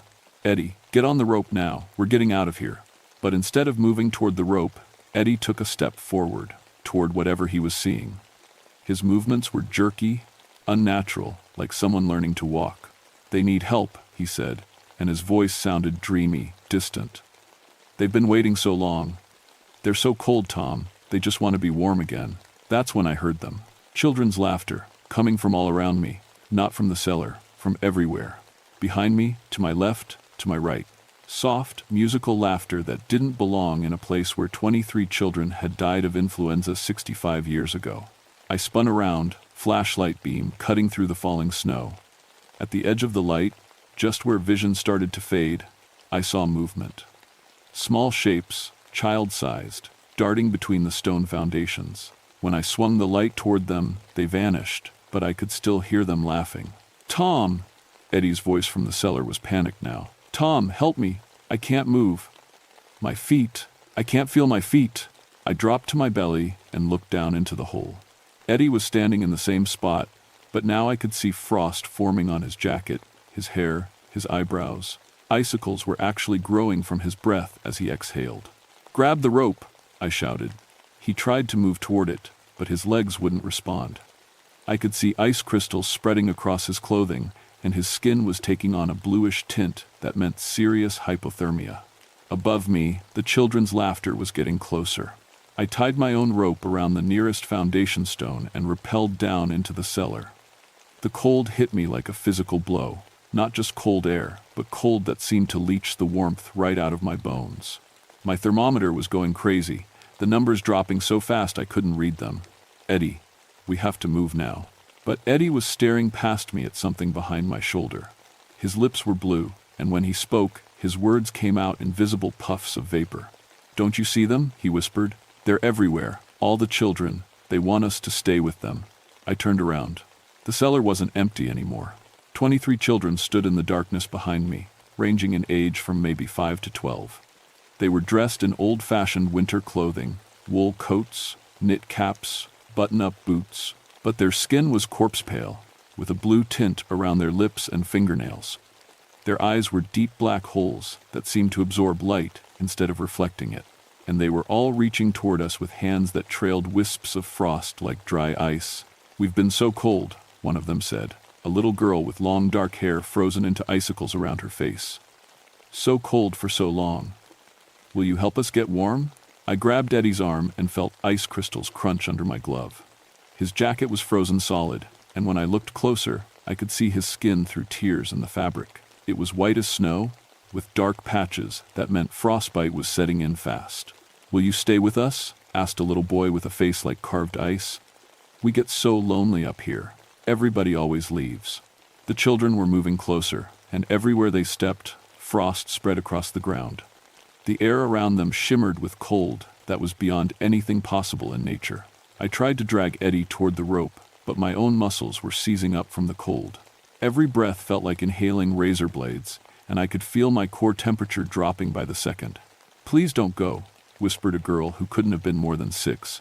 "We just want friends. We've been waiting so long for friends." That's when I understood. These weren't just ghost children. They were children who had died in the cold, frozen to death during that terrible week in 1918 when the influenza killed them one by one and nobody could get out for help. They'd been trapped here ever since, trapped in that last moment of desperate cold, and they wanted to share it with anyone who came close enough. "We have to go," I managed to say through chattering teeth. "We have to get out of here now." But the children were all around us now, their frost-trailing hands reaching out. When the little girl touched my jacket, the fabric crackled and turned white. I could feel the cold shooting through the material like electricity. "Just for a little while," she whispered. "Just until we're not cold anymore." Eddie collapsed next to me, his skin now completely white. Ice crystals were forming in his hair, in his eyebrows. His breathing was shallow and rapid, the final stages of severe hypothermia. I knew we had maybe minutes before we joined the 23 children who'd been waiting here since 1918. And somehow, I didn't think death was going to be the end of it. Above us, I could hear more voices now. Adult voices, calling out names. Mary Catherine, James Patrick, Sarah Elizabeth. The voices of parents who'd lost their children 65 years ago and were still looking for them in this cursed place. The children around us stopped reaching and turned toward the voices, with expressions of infinite sadness. "Mama's calling," whispered the little girl with the icicle hair. "But we can't go to her. We're too cold, always too cold." And that's when I remembered something I'd read in the historical records. Something about a memorial stone that had been placed at the settlement site after everyone left. A marker for the 23 children who died that terrible winter. If I could get us to that marker, maybe. "Come on, Eddie," I gasped, hauling him to his feet. "We're going up." Getting Eddie up that rope was the hardest thing I'd ever done in 22 years as a ranger. He was barely conscious, his body temperature so low that his muscles had stopped working properly. The frost children watched us climb with those horrible black hole eyes, reaching up with hands that trailed freezing mist. "Don't leave us," they called as we scrambled over the edge of the foundation. "Please don't leave us alone again." But I couldn't think about that now. Eddie was dying. His lips were purple, his skin was waxy white, and when I checked his pulse, it was so slow and weak I could barely feel it. We needed shelter, we needed heat, and we needed it now. The problem was, the children hadn't stayed in the cellar. As soon as we reached ground level, I could see them everywhere. 23 small figures moving through the falling snow around the old settlement site, their voices calling out in a chorus that made my heart break despite my terror. "Help us, we're so cold, why won't anyone help us?" They moved differently above ground, floating a few inches off the snow, their feet never quite touching the earth. Where they passed, the temperature dropped even further. My breath was coming out in great white clouds, and ice was forming on my jacket zipper. "Eddie, stay with me," I said, shaking my partner's shoulder. His eyes were open but unfocused, and when he spoke, his words were slurred. "So cold," he mumbled, "just like them." I could feel it too. The supernatural cold was spreading outward from the children like a plague, making the already brutal mountain winter feel like stepping into deep space. My hands were going numb inside my gloves, and I was starting to lose feeling in my feet. But somewhere in my freezing brain, a memory was fighting to surface. Something I'd read in the old county records about this place. The memorial stone. Where was the memorial stone? I tried to think. The settlement had been built around a natural clearing on the plateau. The main cluster of buildings had been in the center, with the church and schoolhouse on the north side. The memorial would have been placed somewhere central, somewhere everyone could see it. "Where are you going?" called one of the children, a boy who looked about 10, with frost covering his dark hair like a cap. "Don't you want to play with us?" They were following us now as I half-carried, half-dragged Eddie through the snow. Everywhere we went, they went too, their presence dropping the temperature another few degrees. I could feel my core body heat being sucked away, pulled into the vortex of supernatural cold that surrounded them. "We've been alone for so long," said the little girl with the icicle hair. She was floating just a few feet away, her black eyes fixed on my face. "Everyone always leaves, but you could stay. You could be our friend forever." Forever. Like they'd been trapped here forever, dying of cold over and over again for 65 years. That's when I saw it. A dark shape in the snow near the center of the clearing, a stone marker, almost completely buried by decades of winter storms. I could just make out the top edge, and carved letters that were barely visible in my flashlight beam. "In memory of the children lost to winter's cold." I dragged Eddie toward the memorial stone, fighting through snow that was now knee-deep. Behind us, the voices of the children were getting more urgent, more desperate. "Don't go there," called the boy with the frosty hair. "That place hurts us. Please don't go there." But I kept moving, because now I understood. The memorial wasn't just a marker. It was a boundary. A place where the children could finally rest, if someone would just help them find it. "They're getting closer," Eddie mumbled. His voice was barely audible, but at least he was still conscious. "Tom, I can see their parents now. Behind them, all the parents who couldn't save them." I looked back and saw what he meant. Shadowy adult figures were materializing behind the children. Men in old-fashioned work clothes, women in long skirts and shawls. The parents who'd watched their children die one by one during that terrible flu outbreak, who'd been helpless to save them from the disease and the cold. "Mary Catherine," called one of the shadow women, "come to Mama, sweetheart. It's time to come home." But the little girl with the icicle hair shook her head, tears freezing on her cheeks as they fell. "We can't, Mama. We're too cold. We can't go anywhere when we're this cold." I reached the memorial stone and collapsed beside it, pulling Eddie down with me. My hands were so numb I could barely feel anything, but I started clawing at the snow, trying to uncover the complete inscription. The children had stopped following us. They stood in a circle about 10 feet away, watching with those terrible empty eyes. The shadow parents stood behind them, reaching out with arms that couldn't quite touch their lost children. "In memory of the 23 children lost to winter's cold," I read as I cleared the snow away. "December 1918, may they find peace in eternal summer." Eternal summer. The opposite of eternal winter. "Listen to me," I called to the children, my voice hoarse from the cold. "Your parents are here. They've been waiting for you. But you have to let go of the cold first." The little girl with the icicle hair tilted her head.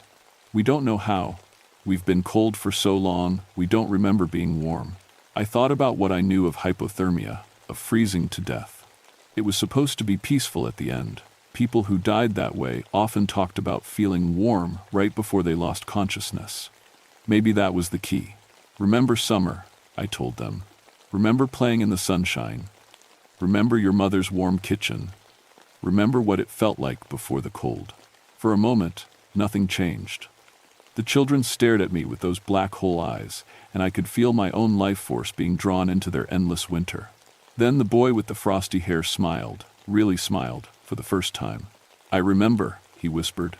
Mama's bread, fresh from the oven. It smelled like home. A tiny spark of warmth flickered around him, and the frost in his hair began to melt. And swimming in the creek, said another child. The water was so warm in July. One by one, they began to remember. Summer days and warm nights, hot meals and cozy fires. With each memory, the supernatural cold began to retreat, and I could see color returning to their pale faces. The shadow parents were stepping forward now, their own forms becoming more solid as the children remembered warmth. That's right, sweetheart, said the shadow woman to the little girl. Remember Mama's warm lap and the quilts Grandma made. The children were glowing now, not with cold light but with the warm golden light of summer sunshine. And as they glowed, they began to walk toward their waiting parents. Thank you, the little girl said to me as she passed. Thank you for helping us remember how to be warm. One by one, the children walked into their parents' arms, and one by one, they all faded into golden light that rose up into the snowy sky like warm breath on a cold morning. In seconds, they were gone, all of them. The supernatural cold vanished with them, leaving only the normal winter chill of a mountain blizzard.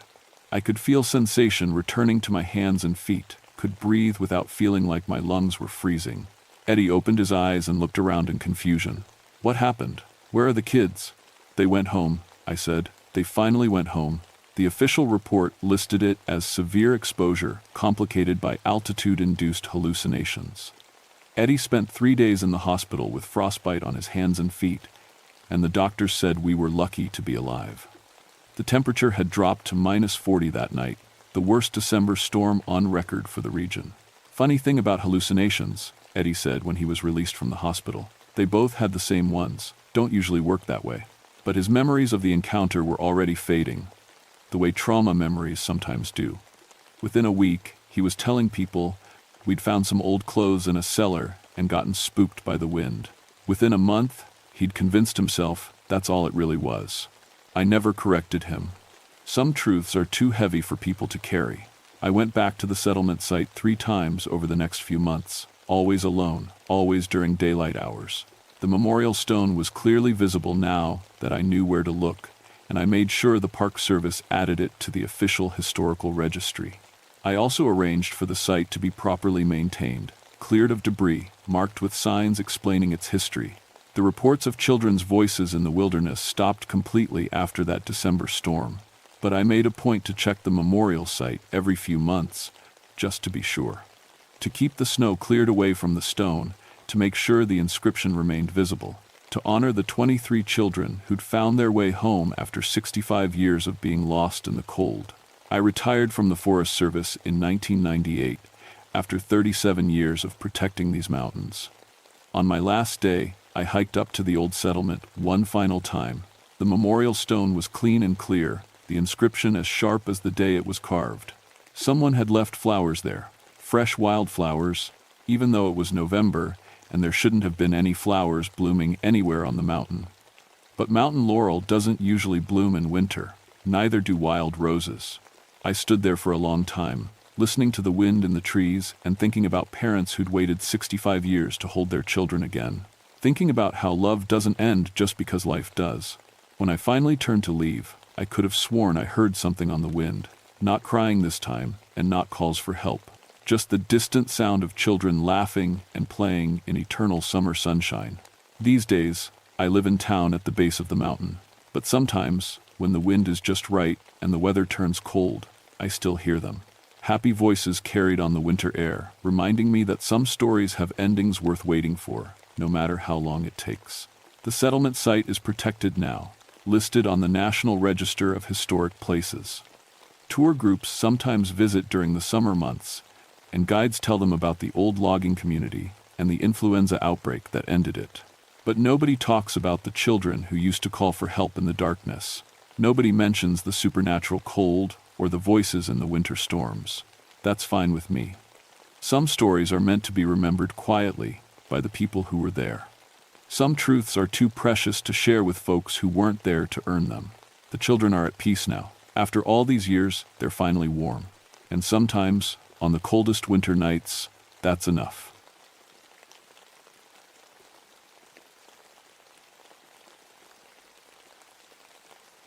My name is Robert McLeod, but everyone calls me Bobby.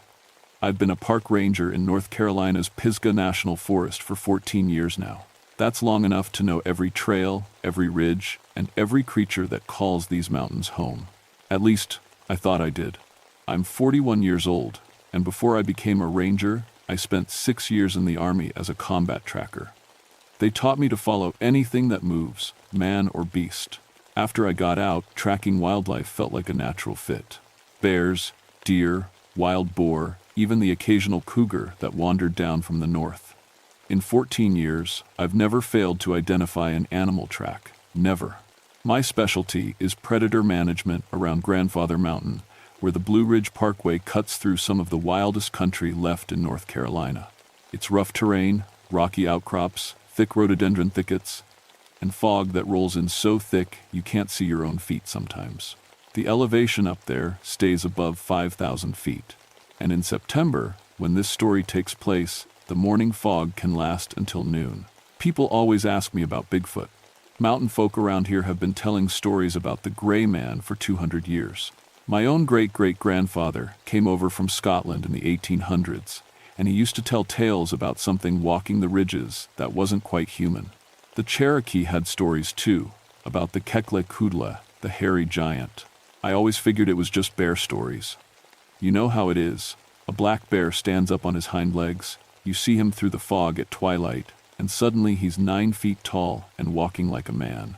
Add some corn liquor to the mix, and you've got yourself a monster story. That was before September 15th, 1989. That was the day everything I thought I knew about these mountains got turned upside down. It started with a complaint from some hikers.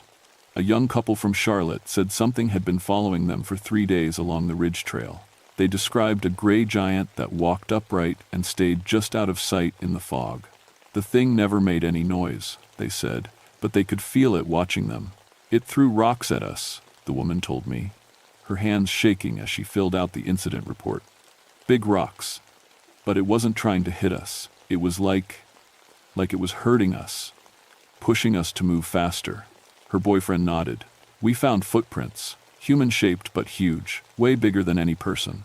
I'd heard stories like this before. Every year, we'd get a few reports of mysterious figures in the woods. Usually, it turned out to be other hikers seen at a distance, or bears, or sometimes people's imagination getting the better of them in the fog.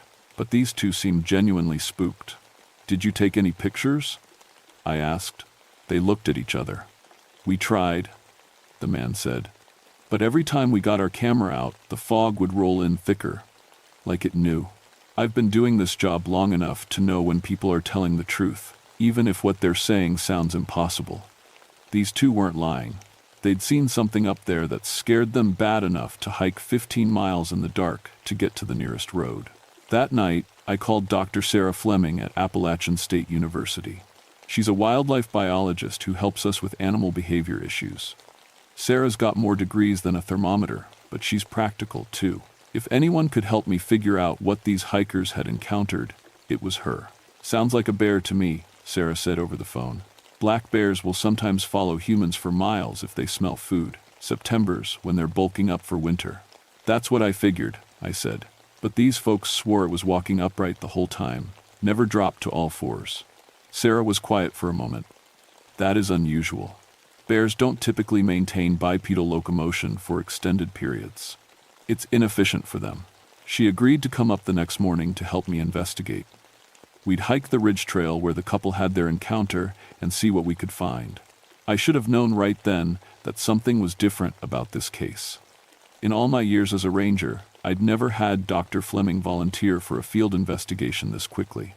Usually, it took weeks to get her out of her lab. But I was still thinking like a rational man. I was still sure there was a logical explanation for everything. I wish I'd been right.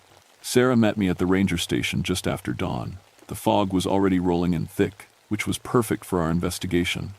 If something was using the fog for cover, we'd find out today. We started our hike at the Blue Ridge Parkway overlook and headed north along the Ridge Trail.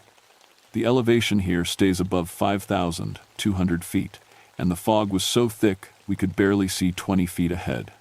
Our footsteps were muffled on the soft trail, and the only sounds were the drip of moisture from the trees and our quiet voices. "Tell me about the tracks they described," Sarah said as we walked. 18 inches long, human-shaped, about 6-foot stride length, I replied. That's what really got my attention. A 6-foot stride means whatever made them has to be at least 8 feet tall to walk comfortably. Could be a person in large boots? That's what I thought, until they told me about the rock throwing. These weren't pebbles. They described rocks the size of softballs being hurled with perfect accuracy from over 100 yards away. Sarah stopped walking. 100 yards? Through fog? That's what they said. We hiked for about an hour before I found what we were looking for. In a muddy section of trail, clear as day, was a footprint unlike anything I'd ever seen. It was massive, 18 inches long and nearly 8 inches wide at the ball of the foot. But it wasn't just the size that made my skin crawl. It was perfectly human-shaped, complete with 5 toes, but the proportions were all wrong. The heel was too wide, the arch too high, and the toes were longer and thicker than any human foot. "My God," Sarah whispered, dropping to her knees beside the print. She pulled out her measuring tape and camera. "Bobby, this is incredible." I knelt beside her, studying the track. The depth of the impression suggested something weighing at least 600 pounds. But here's what really bothered me. The track was clean. No claw marks, no signs of fur or hair between the toes like you'd see with a bear print. Just bare skin. "There are more over here," I called out, following a trail of prints that led off the main path into the rhododendron thicket. We followed the tracks for maybe 200 yards before they disappeared on a rocky outcrop. But it wasn't just that the tracks stopped. They stopped in the middle of solid granite, as if whatever made them had simply vanished.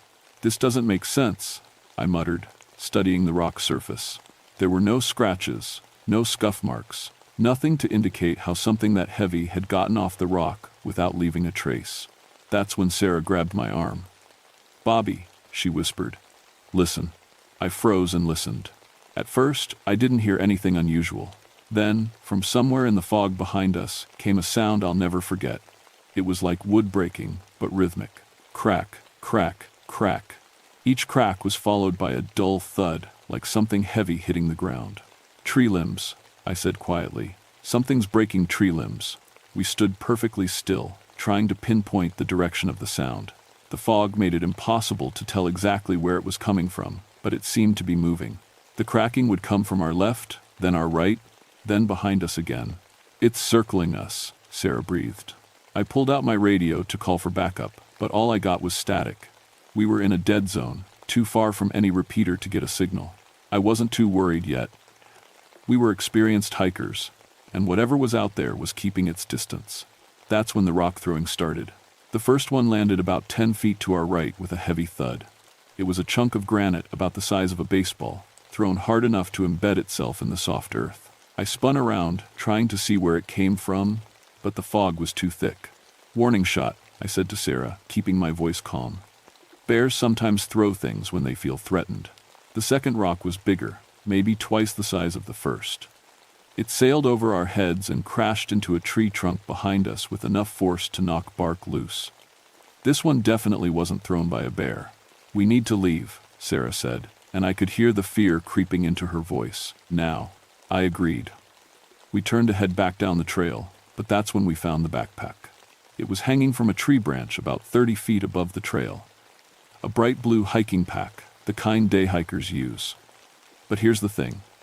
There was no way it could have gotten up there naturally. The tree had no low branches, no way for a human to climb it. The pack was just hanging there like someone had placed it. "That's impossible," I said, staring up at it. Sarah was already pulling out her binoculars. "It's shredded," she reported, "like something with claws went through it. But there's no blood." Another rock sailed past us, bigger than the first two. This one would have split my skull if it had connected. Whatever was throwing them was getting closer and more aggressive. "Move," I ordered, and we started jogging down the trail. That's when I heard it for the first time, a sound that made every hair on my neck stand up. It started as a low rumble, like distant thunder, then rose to a howl that seemed to come from everywhere at once. It wasn't quite human, but it wasn't like any animal I'd ever heard either. It was the sound of something intelligent, something angry, and something very, very large. The howl echoed off the rocky peaks around us, seeming to last forever before finally fading into the fog. Sarah and I didn't stop running until we reached the parking area. My hands were shaking as I unlocked my truck, and I could see that Sarah was pale as a ghost. "What the hell was that?" she asked as we drove back toward town. I didn't have an answer. For the first time in 14 years of tracking, I'd encountered something I couldn't identify or explain. Something that could throw rocks with deadly accuracy through thick fog, something that could place a backpack 30 feet up a tree, and something that could make a sound like nothing I'd ever heard before. But I knew one thing for certain: whatever was up on that ridge, it wasn't a bear. We spent the next 3 days analyzing everything we'd collected from the ridge. Sarah took the plaster casts of the footprints back to her lab, and I collected hair samples from branches along the trail where our mystery creature had passed. The results came back on Thursday, and they changed everything. "Bobby, you need to see this," Sarah said over the phone. Her voice was different, excited, almost breathless. "Can you come to the lab right away?" I drove the 40 minutes to Appalachian State in record time. Sarah met me at the door of the biology building, practically bouncing on her feet. "The DNA results are back," she said, leading me down a hallway lined with specimen jars. "Bobby, this is going to change everything we thought we knew about North American wildlife." She led me into her lab and pulled up a computer screen showing DNA analysis results. To me, it looked like a bunch of colored lines and numbers, but Sarah was studying it like it held the secrets of the universe. "The hair samples showed DNA from an unknown primate species," she said. "Not human, not any known ape species, but definitely in the hominid family. The closest match in our database is Gigantopithecus blacki, but that species went extinct 300,000 years ago." "What are you saying?" Sarah turned to face me, her eyes bright with excitement. "I'm saying there's a relict population of extinct hominids living in the Appalachian Mountains. Bobby, we've discovered Bigfoot." I should have been excited. This was the kind of discovery that makes careers, that gets you on National Geographic specials. But something about Sarah's enthusiasm bothered me. She was a scientist. She should have been more cautious, more skeptical. "We need more evidence," I said. "One hair sample and some tracks aren't enough." "You're right," Sarah agreed. "We need to go back up there. We need cameras, recording equipment, maybe even try to make contact." That last part made me nervous. "Contact?" "Sarah, this thing threw rocks at us. It might be dangerous." But Sarah was already planning our return trip. She talked about setting up camera blinds, about following the creature's movement patterns, about documenting its behavior. She'd gone from curious scientist to obsessed researcher in the span of 3 days. We went back up on Saturday morning, this time with a full kit of scientific equipment, trail cameras, audio recorders, night vision scopes, and enough camping gear to stay for several days if needed. The fog was lighter that morning, giving us better visibility. We made it about 2 miles up the ridge trail before we found the first sign that our creature was still active. A massive tree had been uprooted and placed across the trail like a roadblock. Not fallen, placed. The root ball was clean, like the tree had been pulled straight up out of the ground. "A black bear can't do that," I said, staring at the 6-foot diameter trunk. "Nothing can do that." Sarah was already taking pictures and measurements. "Look at this, Bobby." The tree was twisted as it was pulled up. "See the spiral pattern in the bark? Whatever did this has incredible strength and fine motor control." We climbed over the tree and continued up the trail. Every few hundred yards, we found new evidence of the creature's presence. Rocks stacked in impossible formations, tree branches broken at heights no bear could reach, and always, just at the edge of our hearing, the sound of something large moving parallel to our path. "It's following us," I said to Sarah during a rest stop. "Staying just out of sight, but definitely tracking our movement." Sarah nodded. "Intelligent behavior. It's curious about us, but maintaining a safe distance. This suggests advanced cognitive abilities." That afternoon, we set up 3 trail cameras at strategic points along the ridge. Each camera was mounted 12 feet high and designed to be triggered by movement. If our creature passed by during the night, we'd have photographic evidence. We made camp about a mile from the camera positions and settled in for the night. Sarah was still talking excitedly about our discovery, but I was feeling more and more uneasy. Something about this whole situation felt wrong, like we were being watched by something that understood exactly what we were doing.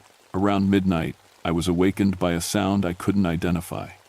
It was like wood rubbing against wood, but rhythmic, almost musical. I crawled out of my tent and listened carefully.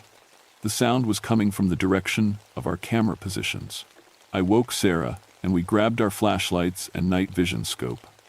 The sound had stopped by the time we reached the first camera location, but what we found there made my blood run cold. The camera was gone. Not broken, not fallen, gone. The mounting bracket was still attached to the tree, but the camera had been removed so carefully that not a single wire was damaged. It was sitting on the ground 30 feet away, opened up like someone had been examining the electronics inside. "It knows what the camera does," Sarah whispered, staring at the disassembled equipment. "It understands our technology." The second camera was found in pieces, scattered across a wide area. But it was the third camera that really scared me. We found it intact, still mounted to the tree, but when we checked the memory card, there was only one image on it. The photo showed something standing directly in front of the camera, close enough that only part of its torso was visible. What we could see was covered in gray-brown hair, with skin underneath that looked almost human. But it was the size that took my breath away. The creature's chest filled the entire frame, suggesting something at least 9 feet tall. "My God," Sarah breathed, staring at the image on the camera's LCD screen. "Look at the muscle definition. The bone structure. Bobby, this is incredible." That's when we heard the howl. It came from somewhere above us on the ridge, long and mournful, but with an undertone that made my teeth ache. It was answered by another howl from the opposite direction, then another from behind us. "There's more than one," I said, my hand moving instinctively to the bear spray on my belt. The howls continued for several minutes, seeming to move in a circle around our position. It sounded like communication, like they were coordinating something. "We need to leave," I said. "Now." But Sarah was already packing up the camera equipment, her movements quick and excited. "Bobby, don't you see what this means? We're witnessing organized behavior from an unknown hominid species. This is the discovery of the century." I helped her gather the equipment, but my mind was on getting off that ridge as quickly as possible. The howls had stopped, but that somehow made me more nervous. Whatever was out there had gone silent, and in my experience, that's when predators are most dangerous. We hiked back to our campsite and packed everything as quickly as we could. The whole time, I had the feeling we were being watched from the darkness beyond our flashlight beams. Every shadow seemed to move. Every sound made me jump. Just as we were shouldering our packs, Sarah grabbed my arm. "Bobby," she whispered. "Look, 200 yards up the slope from our campsite, partially hidden behind a large boulder, something was watching us. It was tall and gray in the moonlight, standing perfectly still like a statue. Even at that distance, I could see it was massive, easily 9 feet tall, and built like a professional wrestler. We stared at it for maybe 30 seconds before it simply melted back into the shadows. One moment it was there, the next it was gone, without making a sound. "Did you see how it moved?" Sarah asked, her voice full of wonder. "Like liquid. No human could disappear that quietly." I didn't answer. I was too busy trying to control the fear that was crawling up my spine. Whatever was living up on that ridge, it was smarter than any animal I'd ever encountered. It understood our technology, it could communicate with others of its kind, and it was definitely not afraid of us. The question was, what did it want? I should have known Sarah wouldn't let it go. For the next week, she called me every day with new theories, new plans for returning to the ridge. She'd become completely obsessed with what she was calling the grandfather mountain population. "Bobby, I've been researching historical accounts," she said during one of her calls. "There are reports going back to the Cherokee, then the Scottish settlers, then early loggers and hunters, all describing the same thing: large, gray, human-like creatures living on the highest ridges. Sarah, maybe we should contact the university administration or the National Park Service. This is bigger than just the two of us. No. Her response was sharp, almost angry. Not yet. We need more evidence first. Solid, undeniable proof. Bobby, I'm going back up there tomorrow. With or without you. That worried me more than anything. Sarah was a brilliant scientist, but she'd never been much of an outdoors woman. The thought of her going up on that ridge alone, especially with whatever was living up there, made my stomach clench with worry. I'll go with you, I said, but this is the last time. After tomorrow, we involve other people. We met at the trailhead just after sunrise on October 1st. The weather had turned colder, and there was frost on the ground at the higher elevations. Sarah had brought even more equipment this time. Professional-grade cameras, motion sensors, and something she called a parabolic microphone for recording distant sounds. I want to try something different today, she said as we hiked up the ridge trail. Instead of avoiding contact, I want to try to communicate. Communicate? Sarah, this isn't some gentle forest giant. This thing has been throwing rocks at people. Territorial display behavior, she said dismissively. Perfectly normal for an alpha male protecting his family group. But I think they're intelligent enough to understand non-threatening gestures. I didn't like the sound of that, but Sarah was determined. We hiked up to the area where we'd seen the creature watching us, and she began setting up what she called a contact station. Cameras positioned to record any interaction, the microphone aimed into the forest, and a cleared area where she planned to leave gifts. Gifts? Fruit, nuts, shiny objects. Things that might interest a highly intelligent primate. While Sarah arranged her scientific equipment, I did what I do best. I tracked. The creature signs were everywhere once you knew what to look for. Broken branches at impossible heights, rocks arranged in patterns that couldn't be natural, and tracks, lots of tracks, showing at least 3 different individuals. That's when I realized we weren't just dealing with one creature. We were looking at a family group, maybe even a small tribe. The tracks showed different sizes, including some that might belong to juveniles. Sarah, I called out, I think you need to see this. I'd found what looked like a shelter, a depression in the rocks partially covered by carefully arranged branches and bark. It was hidden from casual observation, but offered a perfect view of the main trail. Someone or something had been watching hikers pass by for years, maybe decades. Inside the shelter, I found things that made my skin crawl. Human items, a compass, a water bottle, a torn piece of clothing. Nothing recent, but clear evidence that these creatures had been interacting with people for a long time. Trophies, Sarah said, examining the items. Or maybe just curiosity.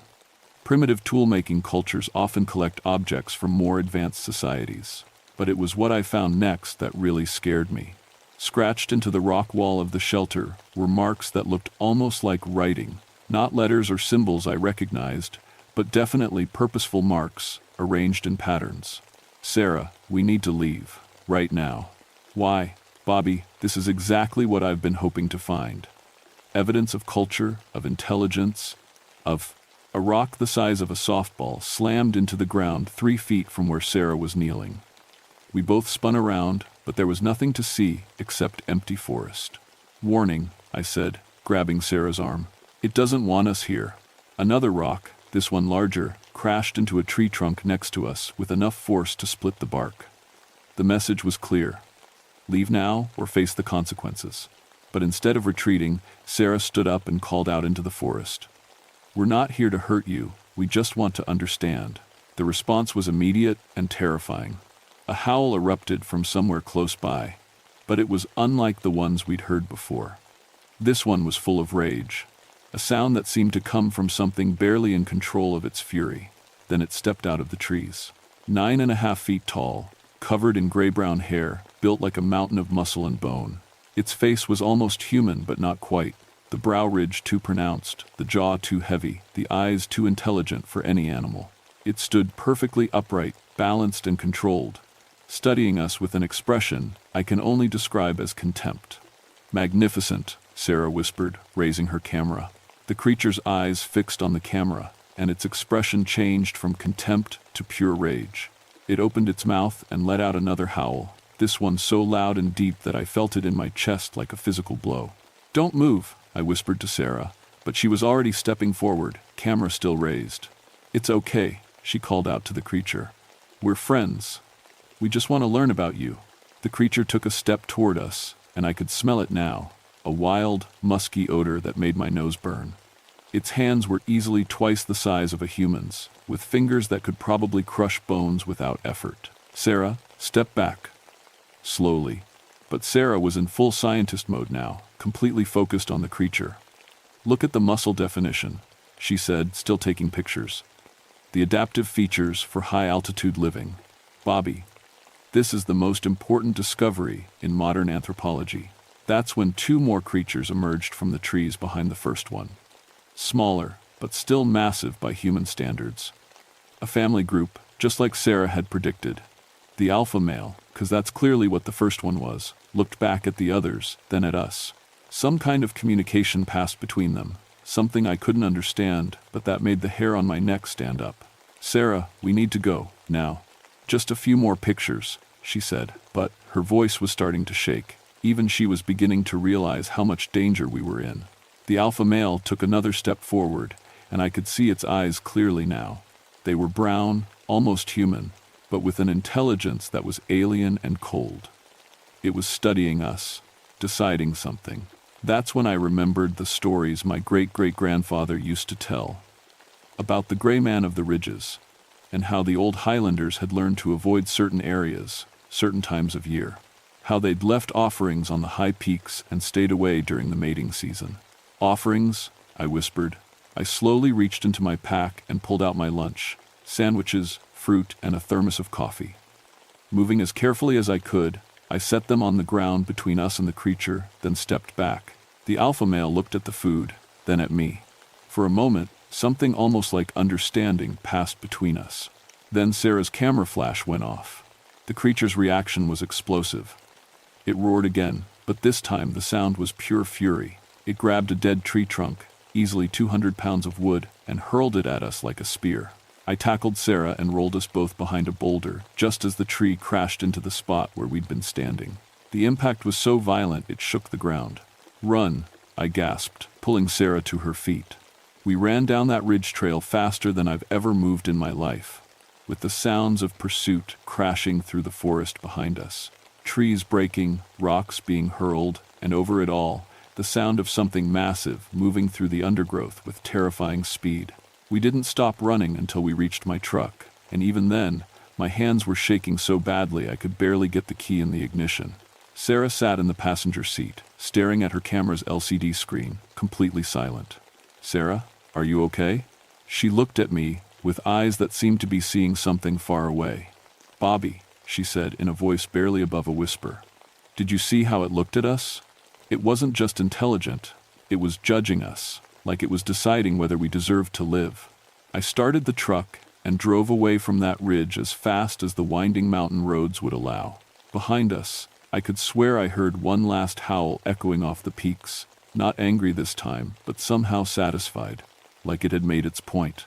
Sarah never published her research. When we got back to the university that evening, she locked herself in her lab and spent the next 6 hours going through every photo, every audio recording, every piece of evidence we'd collected. I sat in the hallway outside, drinking coffee from vending machines and trying to process what we'd seen. Around midnight, Sarah finally emerged. She looked like she'd aged 10 years in one night. "Bobby," she said quietly, "I'm deleting everything."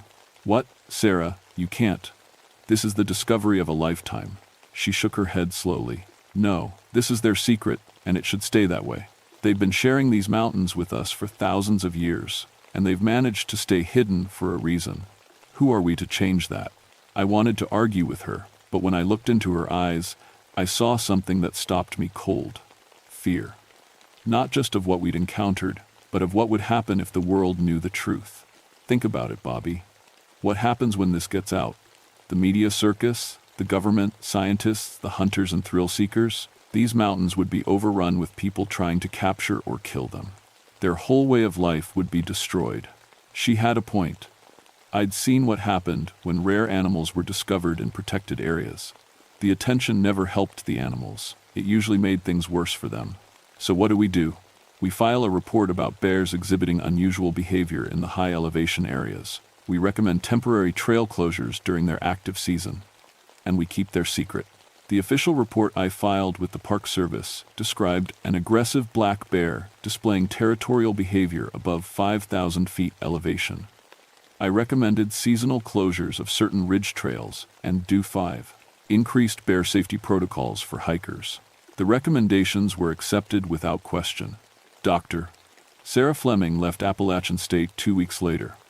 She took a job with the Wildlife Conservation Society, working to protect endangered species in remote parts of the world. We still exchange Christmas cards, but we've never talked about what happened on Grandfather Mountain. The ridge trails were quietly closed for 3 months, ostensibly for bear management activities. When they reopened, new signs were posted, warning hikers about aggressive wildlife and recommending that people avoid the area during early morning and evening hours. I went back to my regular ranger duties, but I requested a transfer to the lower elevation areas. Officially, it was for personal reasons.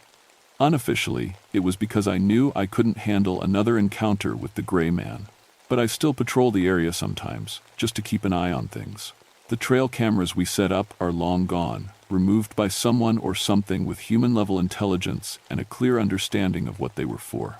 Hikers still report strange sounds and fleeting glimpses of large figures in the fog, but these reports are quietly filed away and forgotten. There's an understanding now, unspoken but real. We stay on the main trails, we don't venture into the highest elevations during their active times, and we respect the signs that say certain areas are closed for wildlife management. In return, they stay hidden and leave us alone. The Cherokee were right. The Scottish settlers were right. My great-great-grandfather was right. There are things in these mountains that are older than our civilization, that have found ways to live alongside us without us ever knowing they're there. They're not monsters. They're not myths. They're just another species trying to survive in a world that's getting smaller every year. And maybe, if we're smart and respectful, we can all continue to share these mountains in peace. Sometimes, on foggy mornings, when I'm driving the Blue Ridge Parkway, I'll catch a glimpse of something gray moving through the trees high above. Something that walks upright and watches the road with intelligent eyes. When that happens, I just nod slightly and keep driving. It's a small gesture, but I think they understand. Live and let live. Stay in your territory, and we'll stay in ours. The mountains are big enough for all of us, but every now and then, when the fog rolls thick across the ridges and the wind carries sounds that don't quite belong to any animal I know, I remember that we're not alone up here. And maybe that's exactly the way it should be. The ridge runners are still out there, watching, waiting, protecting their ancient secrets. And as long as we show them the respect they deserve, I think they'll let us keep walking through their domain. After all, they were here first.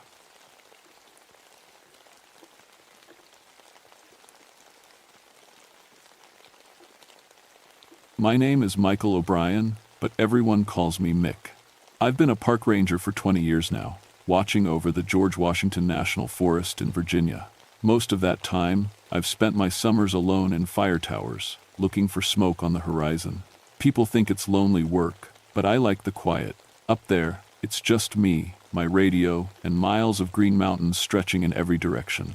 My job is simple: spot fires before they get big, call them in, and help coordinate the crews who put them out. I'm 46 years old, and I know these mountains better than I know my own reflection. I can tell you where lightning will strike just by watching the clouds. I can smell a campfire from 3 miles away. And I can look at smoke and tell you exactly what's burning pine, oak, or someone's illegal trash pile.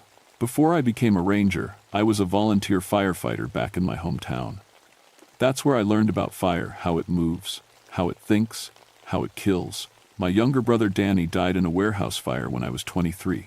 The flames trapped him on the 3rd floor. After that, I made it my life's work to understand fire, to predict it, to stop it before it could hurt anyone else. I grew up Irish Catholic. My mom made sure we went to church every Sunday, said our prayers every night, and kept a rosary in our pockets. After Danny died, I stopped all that. If God was real, why would he let my brother burn? But Mom's voice stayed in my head. Evil is real, Michael, she used to say. The devil walks the earth, looking for souls to steal. I never believed her. In 20 years of watching these mountains, I'd heard every superstition and ghost story. Hikers claimed they saw shadowy figures. Old-timers talked about Civil War ghosts. Local kids swore the devil himself lived up on Appalachian Mountain. I always had the same answer. Show me proof. Every strange fire had a cause: lightning, careless campers, or arsonists. Every weird sound was an animal or the wind. Every shadow was just a tree or a rock formation playing tricks in the sunset. That was July 1995, the hottest, driest summer Virginia had seen in 50 years. The whole state was a tinderbox waiting for a match. We'd had fire warnings for 6 straight weeks. No campfires allowed, no fireworks, no smoking in the woods. I was assigned to Tower 17 on the Appalachian Mountain Ridge for a 10-day shift. It's the highest point in that section of the forest, just me, a tiny cabin, and a glass observation room at the top of a 70-foot steel tower. The ridge is an ugly place. Most of the forest is beautiful: tall oaks, cool streams, soft moss. But up on Appalachian, everything looks sick. The pines are stunted and twisted. The rocks jut out of the ground like broken bones. Lightning has killed so many trees that whole sections look like a graveyard of blackened trunks. The old-timers say it's cursed. During the Civil War, deserters from both armies hid up there. Some of them went crazy from hunger and fear. Others just disappeared. The few who made it down told stories about meeting the devil himself on that ridge, about bargains made in blood to survive. I thought it was nonsense, just scared men seeing things in the dark. I climbed up to the tower on July 15th, hauling my supplies: food, water, books, batteries for my radio and weather instruments. The temperature was already 95 degrees, and it wasn't even noon. From the top, I could see 30 miles in every direction. The valley shimmered in the heat. No clouds, no wind, just brutal, pressing heat that made the air thick enough to chew. That first night, I couldn't sleep. It was too hot. Even with all the windows open, the cabin felt like an oven. Around midnight, I gave up and climbed to the observation deck. The stars were so bright they hurt to look at. No moon, just darkness and starlight and the endless ridges rolling away below me. That's when I smelled it for the first time: sulfur.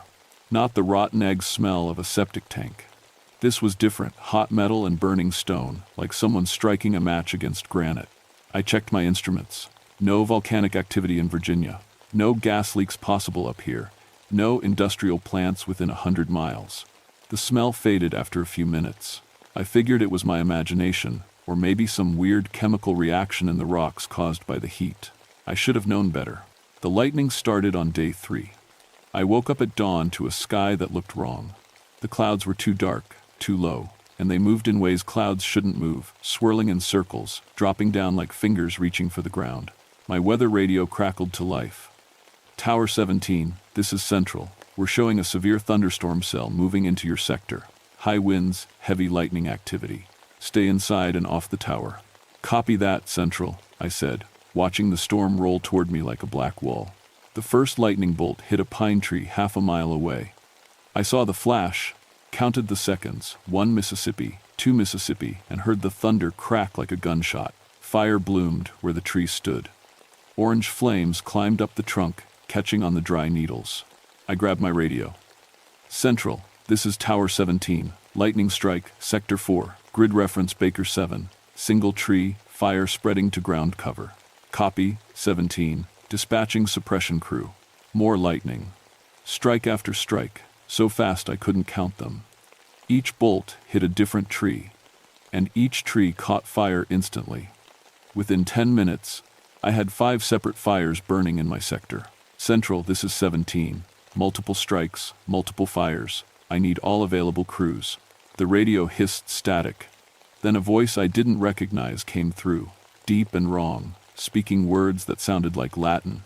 Central, I said, say again, you're breaking up. More static. Then the normal dispatcher came back. 17, say again. We didn't copy your last. I reported the fires again. They sent 3 crews. But as I watched through my binoculars, something strange happened. The fires weren't spreading the way fire should spread. Fire follows fuel, wind, and gravity. It burns uphill because heat rises, but it needs wind or fuel to move. These fires were burning upward against the wind. They were climbing rock faces where there was nothing to burn. They were moving in straight lines, like someone was painting them across the mountain. I called it in. Central, we've got unusual fire behavior. Flames moving against wind direction. Possible atmospheric conditions causing updrafts. Copy, 17. Crews are on scene. They'll assess and advise. I watched through the binoculars as the first crew reached the nearest fire. 6 firefighters in yellow, Nomex suits and hard hats, hauling hoses and pumps. The crew boss radioed in. Tower 17, this is Ground Crew Alpha. We're at the Baker 7 fire. Something's weird here. The fire's burning in a pattern. Looks almost like footprints. Say again, Alpha? The burn pattern, Mick. It looks like something walked through here. Big footprints, maybe 7 or 8 feet apart. And they're burned into solid rock. I felt something cold slide down my spine despite the heat. Alpha, fire doesn't burn rock. I know that, Mick. I'm looking at it right now. These aren't scorch marks. The rock is melted. Like someone walked through here, with feet hot enough to liquefy stone. I didn't know what to say. There had to be an explanation. Lightning can create fulgurites, tubes of melted sand where bolts hit the ground. Maybe that's what they were seeing. Document it with photos, I said. We'll figure it out after the fires are contained. Copy that. The crews worked all day. By evening, they had 4 of the 5 fires under control. But the 5th one, the one on the exposed ridge near the old Civil War trail, kept burning. Every time they thought they had it, it would flare up again in a new spot. The crew boss radioed me at sunset. 17, Alpha. We're pulling back for the night. This fire isn't behaving right. It keeps jumping our fire line. Tomorrow we'll bring in air support. Copy, Alpha. Stay safe. I watched the fire through the darkness. It glowed orange against the black sky, pulsing like a heartbeat. That night, the temperature dropped. Not much, maybe 10 degrees, but enough that I could finally breathe. I was eating dinner in the cabin when my radio crackled. Mick, can you help? It was barely a whisper, full of static. This is Tower 17. Who's calling? So hot, burning, please. Identify yourself. What's your location? Devils, backbone, he's here. Oh God, The radio went dead. I tried every channel, nothing but static. I tried the emergency frequency. Silence. My hands were shaking as I grabbed my flashlight and went outside. The night air smelled like smoke and that same sulfur smell from before. Stronger now. So strong it made my eyes water. Then I saw it. Down on the ridge where the fire burned, a figure stood in the flames. It was too far away to see clearly, but I could make out the shape tall, man-like, but wrong. Too tall. The proportions weren't right. And it stood in the middle of the fire like the flames were cool water. I grabbed my binoculars. Through the lenses, I saw it clearly. A humanoid shape, at least 7 feet tall, with skin that looked like burned leather. It had no face I could recognize, just shadows where eyes should be, and something that might have been horns curving back from its skull. And it was looking at me. Even across the distance, even through the darkness and smoke, I felt its eyes on me. Cold eyes that saw right through my skin to something deeper. Then it smiled. I stumbled backward, dropping the binoculars. When I looked again with my naked eyes, the figure was gone. But the fire had spread. It now burned in a shape I recognized from my Catholic childhood, from the books my mother made me study. A pentagram. The fire was burning in a perfect 5-pointed star on the mountainside. I didn't sleep that night. I sat in the observation deck with every light on, watching the star-shaped fire burn below. It didn't spread beyond its pattern. It just burned and burned, feeding on nothing I could see. At dawn, 3 helicopters arrived carrying water buckets. I watched them dump thousands of gallons on the fire. The flames hissed and steamed, but they didn't go out. Within an hour of the helicopters leaving, the fire was burning again, exactly as bright as before. The incident commander called me on the radio. Tower 17, this is Icy Garcia. We need you to hike down and assess the fire up close. Something's interfering with our normal suppression methods. You want me to go into that? I said, staring at the star burning on the ridge. You're our best fire behavior analyst, Mick. If anyone can figure this out, it's you. Take a radio and a GPS. Document everything. We need to understand what we're dealing with. I didn't want to go. Every instinct screamed at me to stay in the tower, lock the door, and wait for this nightmare to end. But I'd spent 20 years training for situations like this. I was the expert. I had to go. I packed my gear, fire shelter, GPS, camera, extra batteries, water, and the old rosary my mother gave me. I hadn't carried it in years, but something made me slip it into my pocket. The hike down took an hour. As I got closer to the fire, the temperature climbed. By the time I reached the ridge, it was over 120 degrees. The air was so hot it hurt to breathe. The fire burned in a perfect circle around the star pattern. Inside the circle, the ground was black and melted. Rocks had liquefied and resolidified into strange shapes. Trees were reduced to ash, but the ash hadn't blown away. It stood in perfect tree shapes, like gray ghosts. And everywhere, those footprints. They were burned into solid stone, each one 8 feet from the last. I measured them. Each print was 3 feet long and shaped like a cloven hoof. I took photos, I collected samples of the melted rock, I documented everything, trying to think like a scientist, not like a terrified human being. That's when I found the crew member. His name was Rodriguez. I'd known him for 5 years, good kid, 24 years old, studying forestry at Virginia Tech. He'd been with Ground Crew Alpha. He was kneeling in the center of the pentagram, hands clasped like he was praying. His skin was gray. His eyes were open but empty. He wasn't burned. That was the worst part. The fire had consumed everything around him, melted solid rock. But his clothes and skin were untouched. I checked for a pulse. Nothing. He was cold despite the heat. I grabbed my radio with shaking hands. "I see Garcia. This is O'Brien. I've found Rodriguez from Alpha Crew. He's dead. No signs of burns or trauma. Just dead." "Copy that, Mick. We're sending a recovery team. Get out of there now." I turned to leave. That's when I heard the voice. It came from everywhere and nowhere from the ground, from the fire, from inside my own skull. Asterisk, asterisk, Michael O'Brien. Asterisk, asterisk. It knew my name. Asterisk, asterisk, 20 years you've watched. 20 years you've denied me. No more. Asterisk, asterisk. "Who are you?" I whispered. Asterisk, asterisk. "I am the fire that does not consume. I am the angel who fell to earth on wings of flame. I am bound to this mountain by blood spilled in war, and I grow stronger with each soul I claim." Asterisk, asterisk. The air shimmered. The figure I'd seen the night before materialized in front of me, stepping out of the flames like they were a doorway. Up close, it was worse than I'd imagined. Its skin was the color of old leather, cracked and smoking. Its eyes were pits of red light. The horns were real black and curved, growing from a skull that was too long, too sharp.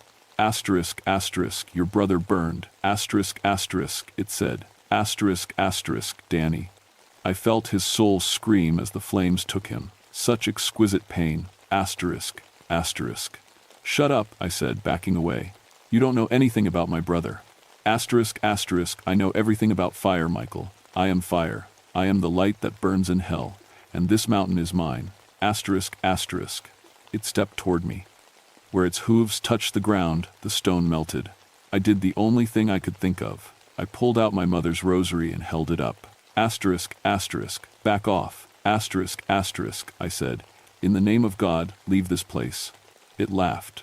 The sound was like trees splitting in a forest fire.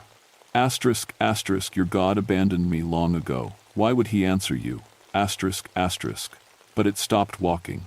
The rosary's silver cross caught the sunlight, and where the light touched the creature, its skin smoked. Asterisk, asterisk, you cannot destroy me. Asterisk, asterisk, it said. Asterisk, asterisk, I am bound here, but I am eternal. One day you will die, Michael O'Brien, and I will still be here, feeding on the souls who dare walk my mountain. Asterisk, asterisk. If you're so powerful, I said, my voice shaking, why are you trapped here? Its eyes flared brighter. Asterisk, asterisk, the blood of 1,000 soldiers soaked this ground. Their dying prayers created a cage I cannot break. But I can reach beyond these ridges now. The drought has made everything dry, everything ready to burn. I will spread my fire across these mountains, and with each soul I take, my prison weakens. Asterisk, asterisk. It raised one hand. The fire around us surged higher, forming a wall. The heat was unbearable. My skin felt like it was peeling. Asterisk, asterisk. Goodbye, Ranger. Thank you for the company. Asterisk, asterisk. I ran. The fire chased me, moving faster than any natural fire could move. It jumped from tree to tree, cutting off my escape routes. I could hear that terrible laughter behind me. I prayed. For the first time in 20 years, I prayed. Not the formal prayers my mother taught me, but desperate, gasping pleas. Please, God, please. I'm sorry. I'm sorry I stopped believing. Please don't let me die like Danny. Please. I burst out of the fire line into a cleared area. Behind me, the flames hit an invisible barrier and stopped, piling up like water against glass. I didn't stop running until I reached the base of my tower. Only then did I turn and look back. The fire still burned in its star pattern, but the figure was gone. In its place, written in flames across the mountainside, were words in Latin. I took a photo. Later, a priest would translate them for me. Until we meet in flame. The incident commander ordered a full evacuation of all personnel from Appalachian Mountains. Fire crews pulled back. Helicopters stopped flying. They were going to let it burn. But I knew it wouldn't just burn out. That thing, that fallen angel, that demon, whatever it was, would keep spreading its fire. It would reach the valley towns. Hundreds of people would die. I hiked back up to Tower 17. I.C. Garcia tried to stop me over the radio. Mick, you're ordered to evacuate. That fire is unstable. That fire is going to kill people, I said. I'm going to stop it. How? We've tried everything. Water doesn't work. Fire retardant doesn't work. It's burning in defiance of physics. I know, I said. That's because it's not a normal fire. I didn't tell him what I'd seen. He wouldn't have believed me. Hell, I barely believed it myself. Back in the tower, I searched through the books I'd brought, fire behavior manuals, forest histories, local folklore collections. In one old book about Civil War deserters, I found a passage. Asterisk. The men spoke of a devil on the mountain, a burning creature that offered them survival in exchange for their souls. Those who refused were found dead with no marks upon them. Those who accepted were never seen again. Asterisk. The book was dated 1863. The author was a Confederate chaplain who'd interviewed the deserters. On the next page was a hand-drawn symbol, a 5-pointed star surrounded by Latin text. Below it, a note. Protection against the fire devil. Must be drawn with blessed water and renewed each day. I had holy water. Not much, just a small vial my mother had given me years ago, blessed by our family priest. I'd kept it more out of sentimentality than faith. Now it might be the only thing that could save me. As the sun set, the fire on the ridge blazed brighter. It had grown beyond the pentagram, spreading in spiral patterns that made no sense. I could see the figure walking through it, growing larger with each passing hour. It was feeding on the fire, getting stronger. At midnight, it appeared at the base of my tower. I saw it through the observation deck, windows 7 feet tall, horns scraping the steel beams as it climbed the ladder. I grabbed the holy water and drew the protective symbol on the floor. The walls, the ceiling. My hands shook so badly I could barely hold the vial. The ladder creaked. It was climbing up. Asterisk, asterisk, Michael. Asterisk, asterisk, its voice boomed. Asterisk, asterisk, let me in. We have unfinished business. Asterisk, asterisk. You can't come in here, I shouted. This tower is protected. Asterisk, asterisk. Protected by what? Your fear? Your doubt? You don't even believe in the God who blessed that water. Asterisk, asterisk. It was right. I didn't believe. Not really. I was going through the motions, trying to remember my mother's prayers. The door handle turned. I grabbed my mother's rosary and held it tight. God, I whispered. I don't know if you're real. I don't know if you care, but my mom believed. Danny believed. If you're there, help me. The door flew open. The creature filled the doorway, too large for the frame. It had to duck to fit inside. Its skin glowed with internal fire. Asterisk, asterisk. Last chance, Michael. Join me. Serve me.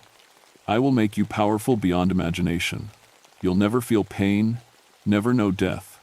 Never asterisk, asterisk. No, I said. It smiled, that terrible smile. Asterisk, asterisk, then burn. Asterisk, asterisk. It reached for me. Its hand was like a furnace. I threw the remaining holy water directly at its face. The creature screamed. Not a human scream, a sound like metal tearing, like forests dying, like 1,000 voices crying out in agony. Steam erupted where the water hit its skin. The flesh bubbled and peeled back, revealing something underneath that hurt to look at. Pure light. Twisted and corrupted. Asterisk, asterisk, what have you done? Asterisk, asterisk, it shrieked. I remembered, I said. Faith isn't about knowing. It's about hoping. About trusting. My mom had faith. Danny had faith. And maybe that's enough. And I have, see you. The protective symbols I'd drawn began to glow. Not bright, just a soft silver light, like moonlight on water. The creature stumbled backward, hitting the door frame. Where its skin touched my symbols, it burned. Asterisk, asterisk, this isn't over. Asterisk, asterisk, it hissed. Asterisk, asterisk, I am bound here. I will wait. I will always wait. Asterisk, asterisk. It fell backward off the tower. I ran to the window and watched it plummet 70 feet to the ground. It landed in a crouch, unhurt. Then it turned and walked into the fire. The moment it disappeared, every fire on the mountain went out, just stopped burning. 1 second there were walls of flame. The next there was nothing but smoke and darkness. It started to rain. Heavy, drenching rain that hadn't been in any weather forecast. The drought broke that night. The official report blamed the unusual fire behavior on rare atmospheric conditions caused by the drought. Temperature inversions, pressure differentials, complicated scientific terms that explain nothing. Rodriguez's death was listed as heat stroke. The melted rock and hoof prints were classified as fulgurites and natural erosion. The pentagram pattern was coincidental, burning in a dry fuel bed. Nobody wanted to know the truth. Truth was too frightening. They gave me 2 weeks off. Trauma leave, they called it. When I came back, they transferred me to a different section of the forest. Nobody said why, but I understood. Massanutten Mountain was off limits to me now. I went to church the Sunday after the fire. The first time in 23 years, I sat in the back pew and cried through the entire service. The priest found me afterward. His name was Father Murphy, and he'd known my mother. I heard about what happened, he said quietly, on the mountain. The official report says, I know what the official report says. I also know what you saw. There are places in this world where evil has taken root, places consecrated by blood and death. The devil doesn't need an invitation to those places. He's already there. Is it gone? I asked. Father Murphy shook his head, bound, weakened, but not gone. It will wait. Michael, it's patient. Evil always is. He gave me a new rosary, blessed with oil from Rome. I've carried it every day since. I still work as a park ranger, but I won't go near Massanutten Mountain. Sometimes, on dry summer nights, when lightning flashes in the distance, I can smell that sulfur smell, and I know it's still there, waiting. Other rangers have reported strange things. Fires that burn in patterns, hoofprints in stone, voices on the radio speaking in languages nobody understands. The Forest Service investigates, finds nothing, and closes the cases. Life goes on. But I know the truth. I've seen it, I've felt its heat, I've looked into its eyes. The devil walks these mountains. He's bound by old prayers and old blood, but he's patient. He's been waiting for centuries. He can wait centuries more. And one day, someone will break that binding. Someone will set him free. I pray it's not in my lifetime. I pray for a lot of things now. Sometimes, late at night, I wonder about Rodriguez. What did he see in those last moments? What made him kneel and pray? Did he feel anything when his soul left his body? And I wonder about Danny. My brother, burning in that warehouse. Did something darker than simple fire take him? Was the creature on the mountain telling the truth? I'll never know. What I do know is this. Evil is real. It walks the earth. It waits in dark places. And sometimes, no matter how much we know about fire, about science, about the natural world, sometimes the supernatural breaks through. I go up in fire towers still. I watch for smoke. I call in strikes. I coordinate crews. But I also carry holy water now. I pray every night. And I never, ever go near Massanutten Mountain. Because the devil's still there, on his backbone of stone and ash, waiting.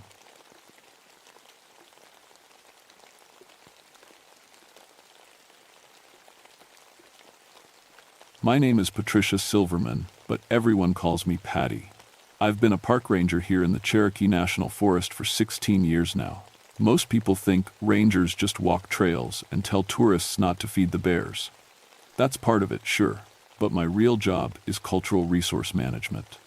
I study the old Cherokee sites scattered through these Tennessee mountains, trying to understand how the tribes used the land centuries ago. I have a PhD in anthropology from the University of Tennessee. Spent 8 years learning Cherokee language and culture before I ever set foot on this job. The tribal elders respect me because I listen more than I talk. That matters here in the Unexplained Mountains, where every rock pile and creek bend has a story. My specialty is acoustic research. Sounds boring, right? Actually, it's fascinating. These mountains are full of natural sound phenomena, wind caves that whistle like flutes, stone formations that echo voices for miles, rock chambers that amplify whispers into booming calls. For 16 years, I've studied every weird noise these hills can make. The Cherokee called this area the Speaking Stones, long before any white settlers arrived. Local legends say the rocks themselves could talk to people. Tribal historians told me stories about ancestors receiving guidance from stone voices during important decisions. I always smiled and nodded politely. In my experience, every supernatural sound had a perfectly logical acoustic explanation. That was before June 1996. Before the summer solstice, before I learned that some Cherokee stories aren't legends at all. The weather that week was strange, even for Tennessee. Heat lightning flickered across the sky every night without any rain. The air felt thick and electric, like the mountains themselves were holding their breath. Animals acted nervous. Birds stopped singing during the day. Deer gathered in unusual groups along the ridgelines, watching the valleys below with alert ears. I was stationed at Research Point 7, an old quarry site about 20 miles from the Cherokee Reservation. The quarry had been abandoned since the 1942, leaving behind a natural stone amphitheater carved into the mountainside. Perfect acoustics. The Cherokee had used this spot for ceremonies long before anyone started digging rock for road construction. My equipment was simple but effective. Digital recording devices, seismic sensors, frequency analyzers, weather monitoring stations.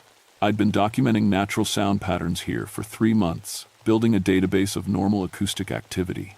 The goal was to separate natural phenomena from cultural interpretations. The stones themselves were remarkable. Limestone and sandstone formations created by millions of years of water flow. Some stood 20 feet tall, arranged in rough circles like ancient monuments. Others formed caves and chambers that channeled sound in impossible ways. Speak softly at one end, and your voice emerged clearly from stones 50 yards away. On June 20th, I noticed the first anomaly. I was calibrating my recording equipment around sunset when I heard it. A low humming sound, barely audible, like a bass note played on a massive organ. It seemed to come from the stones themselves, vibrating through the rock formations and into the ground beneath my feet. I checked my instruments. The seismic sensors showed minor vibrations, but nothing that would explain the sound. Wind readings were nearly zero. No aircraft overhead. No machinery anywhere within miles. Yet the humming continued for nearly an hour before fading away as darkness fell. I made detailed notes in my research log. Possible explanations: underground water flow, thermal expansion in the rocks, distant industrial noise carried by atmospheric conditions. All seemed unlikely, but I needed more data before drawing conclusions. The next morning brought another surprise.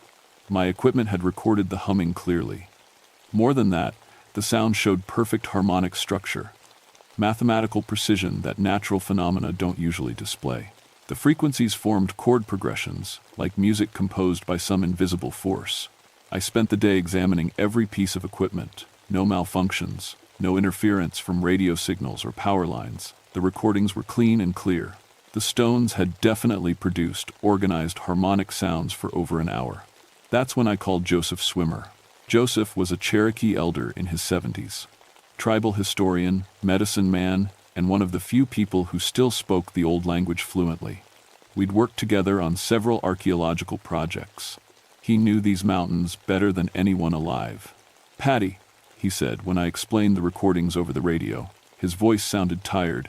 "You need to be very careful up there, especially during the solstice." "Why? What's special about the solstice?" Long pause. Static crackled through the radio silence. "The ancestors are restless," he said finally. They've been quiet for many years. If they're starting to speak again, it means something important is coming. I respected Joseph, but his explanation didn't help my research. I needed scientific data, not folklore. Still, his warning stuck with me as I prepared for another night of monitoring. The solstice was tomorrow. If the stones were going to do something unusual, it would probably happen then. I set up additional recording equipment around the amphitheater, placed sensors on the largest stone formations, checked battery levels twice. Whatever was making these sounds, I was going to document it properly. As the sun set on June 21st, the longest day of the year, I had no idea that my 16 years of rational, scientific thinking were about to change forever. The humming started again at exactly 9:47 p.m. I know the time because I was watching my equipment displays when every sensor began registering activity simultaneously. But this wasn't the gentle bass note from the previous evening. This was complex, layered, multiple tones weaving together like a choir warming up before a concert. I grabbed my headphones and listened to the live audio feed. The sound was coming from at least a dozen different stone formations, each contributing its own frequency to an increasingly complex harmony. My frequency analyzer showed the impossible. Every tone was mathematically related to the others. Perfect fifths, octave intervals, harmonic series that would make a symphony orchestra jealous. No natural phenomenon could create this level of organization. I checked my instruments 3 times. Everything was working correctly. The stones were definitely producing organized harmonic music, not random sounds, not wind effects, not underground water. Music. The hair on my arms stood up, and not from the electric air. For the first time in 16 years, I was witnessing something that my scientific training couldn't explain. The harmonies shifted, becoming more complex.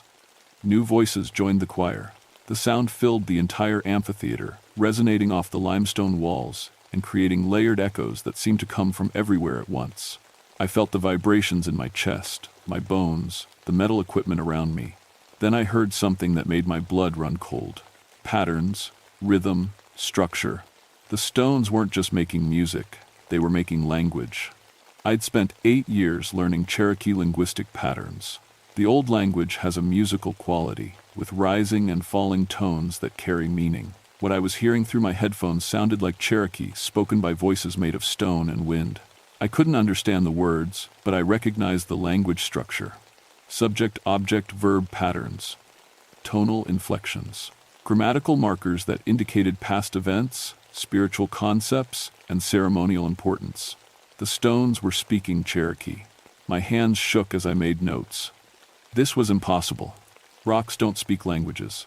Acoustic phenomena don't form grammatical structures. Yet my equipment was recording clear evidence of organized communication coming from ancient stone formations. The voices grew stronger. What had started as whispers became clear speech. I could make out individual words now. Tsalagi, the Cherokee word for their own people. Nevi, earth. Galvladi, sacred. More voices joined the conversation. Young voices and old ones. Male and female tones, all speaking in harmonious overlap, like a congregation reciting prayers together. The acoustic effect was overwhelming. Sound seemed to come from inside the stones themselves, as if the rocks had become hollow vessels for invisible speakers. I tried to stay rational, focused on data collection, kept my instruments running and my notes detailed. But rational thinking became harder as the voices grew more distinct. They were talking about me. Wionega, white person. Duyuk TV, do you hear? Gvialialitsi, she listens well. I understood enough Cherokee to catch fragments of the conversation. The voices seemed to be discussing my presence, my equipment, my years of studying their sacred sites. Some sounded approving. Others seemed cautious. All sounded impossibly real. I stood up and walked closer to the largest stone formation. The voices were definitely coming from inside the limestone structure. I could see my breath misting in the suddenly cold air, despite the warm June evening. "Hello?" I called out in Cherokee, using the formal greeting Joseph had taught me. "Sio, Dohi?" The voices stopped instantly. Complete silence filled the amphitheater. Even the normal night sounds of insects and distant owls went quiet. My equipment continued recording, but the frequency displays showed only flat lines.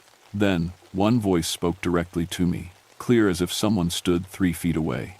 C.O. Patricia Silverman. The pronunciation was perfect, despite Cherokee having no natural equivalent for my English name. We have been waiting for you to hear us. I nearly dropped my notepad. The voice was speaking English now, but with the same harmonic, resonant quality as the Cherokee conversations. It seemed to come from the stone directly in front of me, a pillar of limestone that stood 12 feet tall and 4 feet wide. "Who are you?" I asked, amazed that my voice worked at all. "We are the Nahi, the ancient ones, the first people who learned to speak with stones." My anthropology training kicked in. Vnahi was an old Cherokee term for ancestral spirits. According to traditional beliefs, the dead could communicate with the living through certain sacred objects and places, but I wasn't ready to abandon scientific thinking entirely. "This is some kind of acoustic illusion," I said, more to myself than to the voice. "Sound reflection, frequency modulation, something." The voice laughed. The sound echoed from multiple stones around the amphitheater, creating a chorus of gentle amusement that raised goosebumps across my skin. "You study our voices with your machines," the voice said. "You measure our words with numbers, but you do not yet understand what you are hearing." "Then explain it to me," I said, setting down my notepad and focusing entirely on the conversation. "We are the voices of those who walked these mountains before you. Cherokee, who lived here, hunted here, conducted ceremonies here for 1,000 years. When our bodies returned to earth, our spirits remained connected to the sacred stones." I wanted to argue, to point out the logical impossibilities, but my equipment was recording every word with crystal clarity. This wasn't hallucination or imagination. Something was definitely communicating with me through these stone formations. "Why now?" I asked. "Why are you speaking to me?" "Because you listen with respect," the voice replied. "Because you learned our language and our customs before judging our beliefs. And because danger comes, that requires the help of both spirits and living people."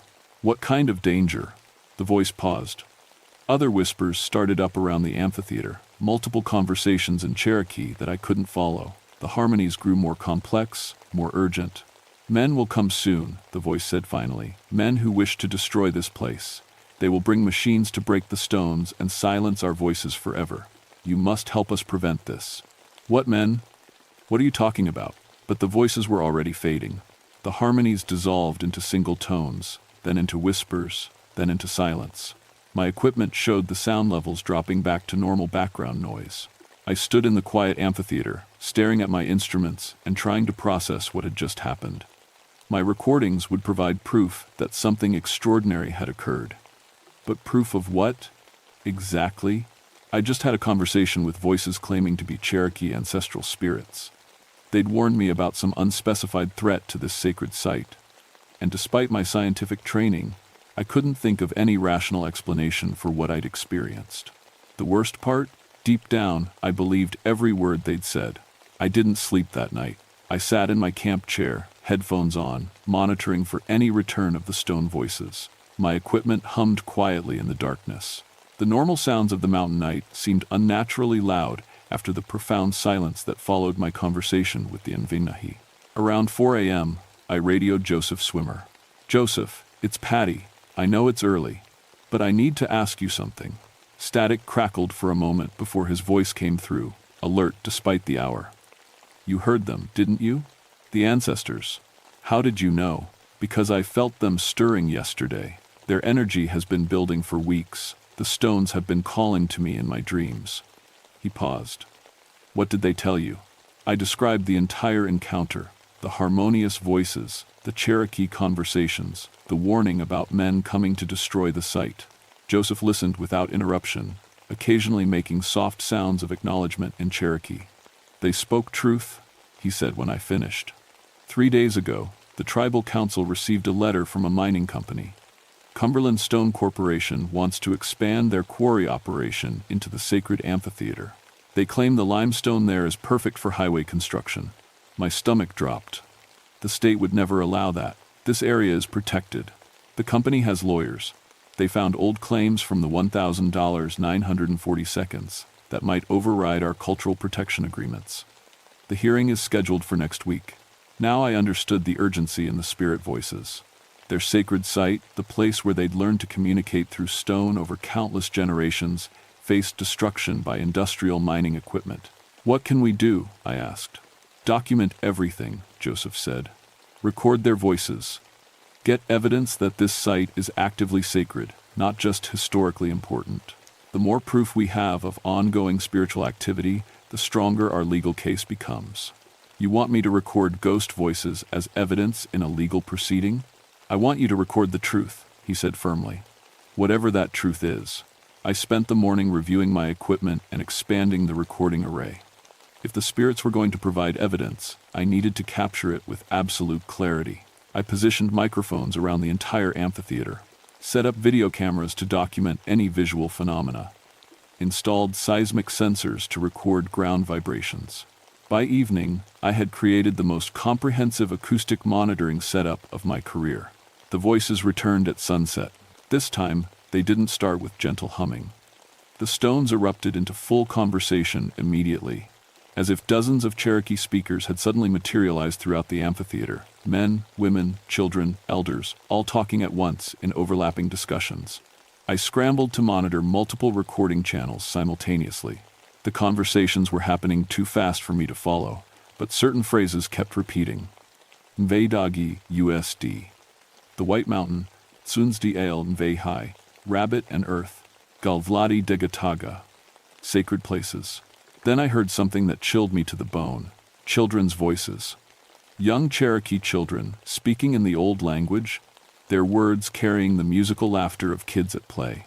According to tribal history, children had often participated in stone-speaking ceremonies, learning to communicate with ancestral spirits as part of their cultural education. These children had died decades ago, maybe centuries ago, but their voices rang clear and joyful through the limestone formations, as if death was just another kind of distance they could speak across. "Patty," called the familiar voice from the large pillar. "Come closer, we have much to show you." I walked to the center of the amphitheater. The voices swirled around me like a gentle storm. Cherokee words creating patterns of meaning I could almost understand. "Place your hands on the stone," the voice instructed. I hesitated. My scientific training warned against contaminating the experiment, but my 16 years in these mountains told me to trust what I was experiencing. I pressed my palms against the limestone surface. The world exploded into vision. Suddenly, I could see the amphitheater as it had existed centuries ago. Cherokee families gathered around small fires, children learning songs from their grandparents, medicine men conducting ceremonies that connected the living with the spirits of the dead.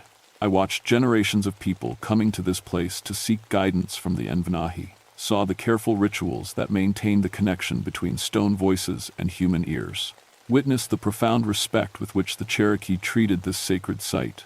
Then the visions changed. I saw white settlers arriving, saw the Cherokee being forced from their ancestral lands, watched as the sacred sites were abandoned, the ceremonies forgotten, the connections between worlds slowly weakening. But through it all, the stones remembered, the spirits remained, waiting patiently for someone who could hear them again. "Now you understand," the voice said as the visions faded. "This place is not just sacred because our ancestors used it. It is sacred because we are still here." I pulled my hands back from the stone, gasping. The amphitheater looked normal again, but I felt fundamentally changed. The boundary between scientific observation and spiritual experience had dissolved completely. "The mining company," I said. "What happens if they destroy the stones?" "We will be silenced forever," the voice replied, and now I could hear the sadness in its harmonic tones. "Our connection to this world will be broken. The knowledge we carry, the guidance we offer, the protection we provide, all lost." Around the amphitheater, other voices began speaking. Not in Cherokee this time, but in English, as if they wanted me to understand every word. "My name was Running Bear," said a young man's voice from a formation to my left. "I died fighting to protect our lands in 1838. I've been watching over this place for 158 years. "I was called Gentle Rain," said an elderly woman's voice from my right. "I taught children the old songs until I was 97 years old. I passed in 1912, but I still sing for those who will listen." More voices joined in. Dozens of Cherokee spirits, each one identifying themselves, sharing their stories, explaining their connection to this sacred site. Warriors and medicine men, mothers and children, farmers and hunters, all of them bound to this place by love, loss, and spiritual responsibility. "We are the guardians," said the original voice. "We watch over the living Cherokee. We guide them through difficulties. We preserve the knowledge that might otherwise be forgotten. But if the stones are destroyed, then we become truly dead," the voice said simply. "And our people lose their connection to everything that came before."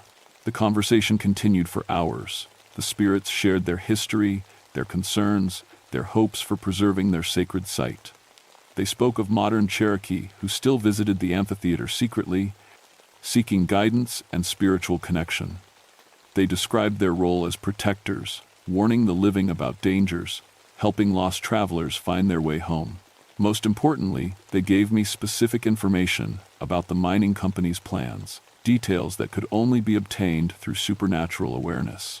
Cumberland Stone Corporation intended to begin excavation in 10 days. They planned to work at night to avoid public attention. Their equipment would arrive from a staging area 15 miles north, using old logging roads to bypass the main park entrances. "How do you know all this?" I asked. "We hear everything that happens on our mountain," the voice replied. "We see through the eyes of animals. We listen through the wind in the trees. Nothing occurs here without our knowledge." As dawn approached, the voices began to fade. But before they disappeared completely, the original speaker gave me one final instruction. "Bring Joseph Swimmer tomorrow night," the voice said. "We will need his help for what comes next." "What comes next?" "The final proof," the voice said. "Evidence that even lawyers cannot argue against." The stones fell silent as the sun rose over the Unicoi Mountains. I sat surrounded by my recording equipment, overwhelmed by what I'd experienced. My instruments had captured every word, every harmony, every impossible conversation. I had evidence of active spiritual presence at the sacred site, but I also had something more disturbing: detailed advance knowledge of a mining company's illegal excavation plans. The Cherokee spirits weren't just asking me to preserve their sacred site. They were asking me to stop a crime that hadn't happened yet.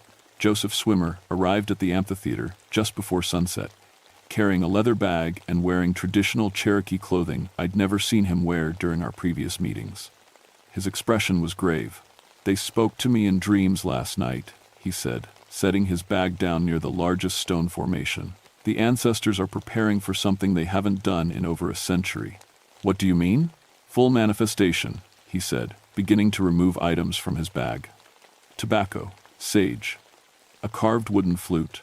They're going to show themselves completely, not just voices, physical presence." My scientific training rebelled. "That's impossible." Joseph looked at me steadily. "Patty, yesterday you spoke with the spirits of people who died before your great-grandparents were born. Today you're worried about what's impossible?" He had a point.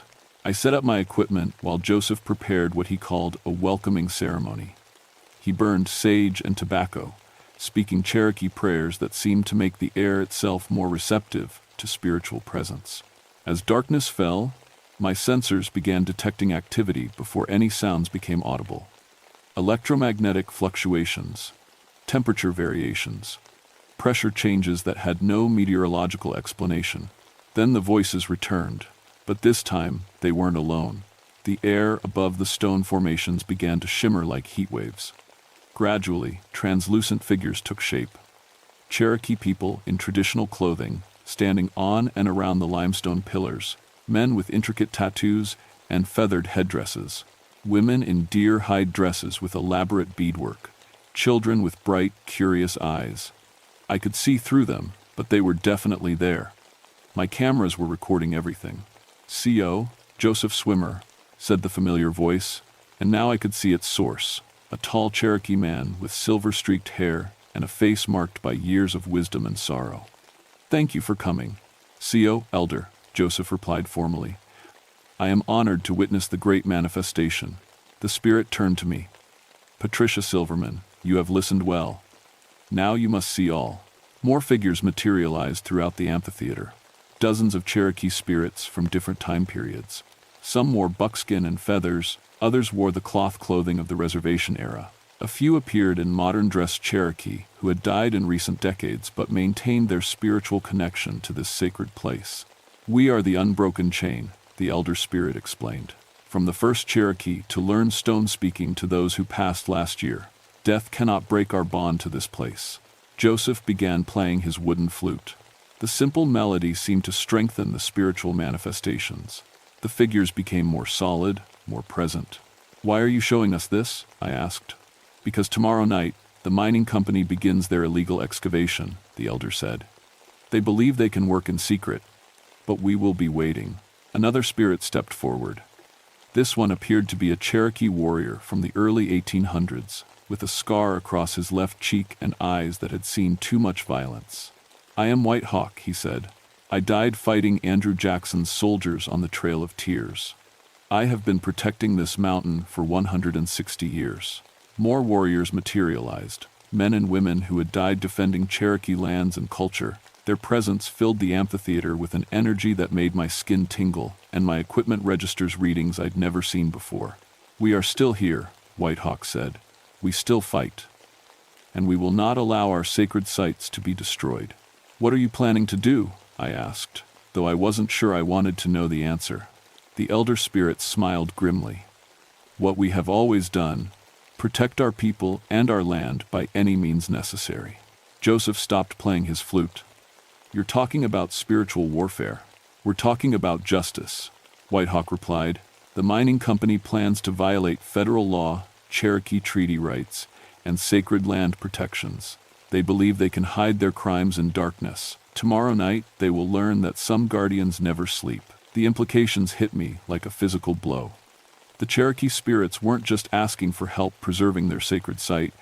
They were planning to actively defend it against industrial equipment and armed security guards. "People could get hurt," I said. "People will definitely get hurt if this place is destroyed." The elder spirit responded. "The living Cherokee will lose their strongest connection to their ancestors.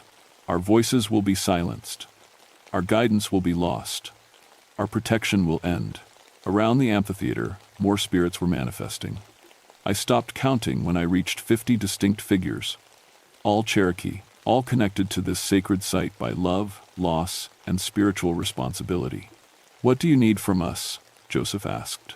"Witness," the elder said. "Record what happens. Let the world know that the Cherokee dead still defend Cherokee land." "And if the mining crews don't retreat?" I asked. White Hawk's scarred face hardened. "Then they will experience the full protection power of Cherokee mountain spirits. We can make their equipment fail. We can turn their own fears against them. We can show them terrors that will haunt their dreams for the rest of their lives." The temperature dropped 20 degrees in seconds. Frost formed on my equipment despite the warm June evening. The stone formations began glowing with a faint, phosphorescent light that had no scientific explanation.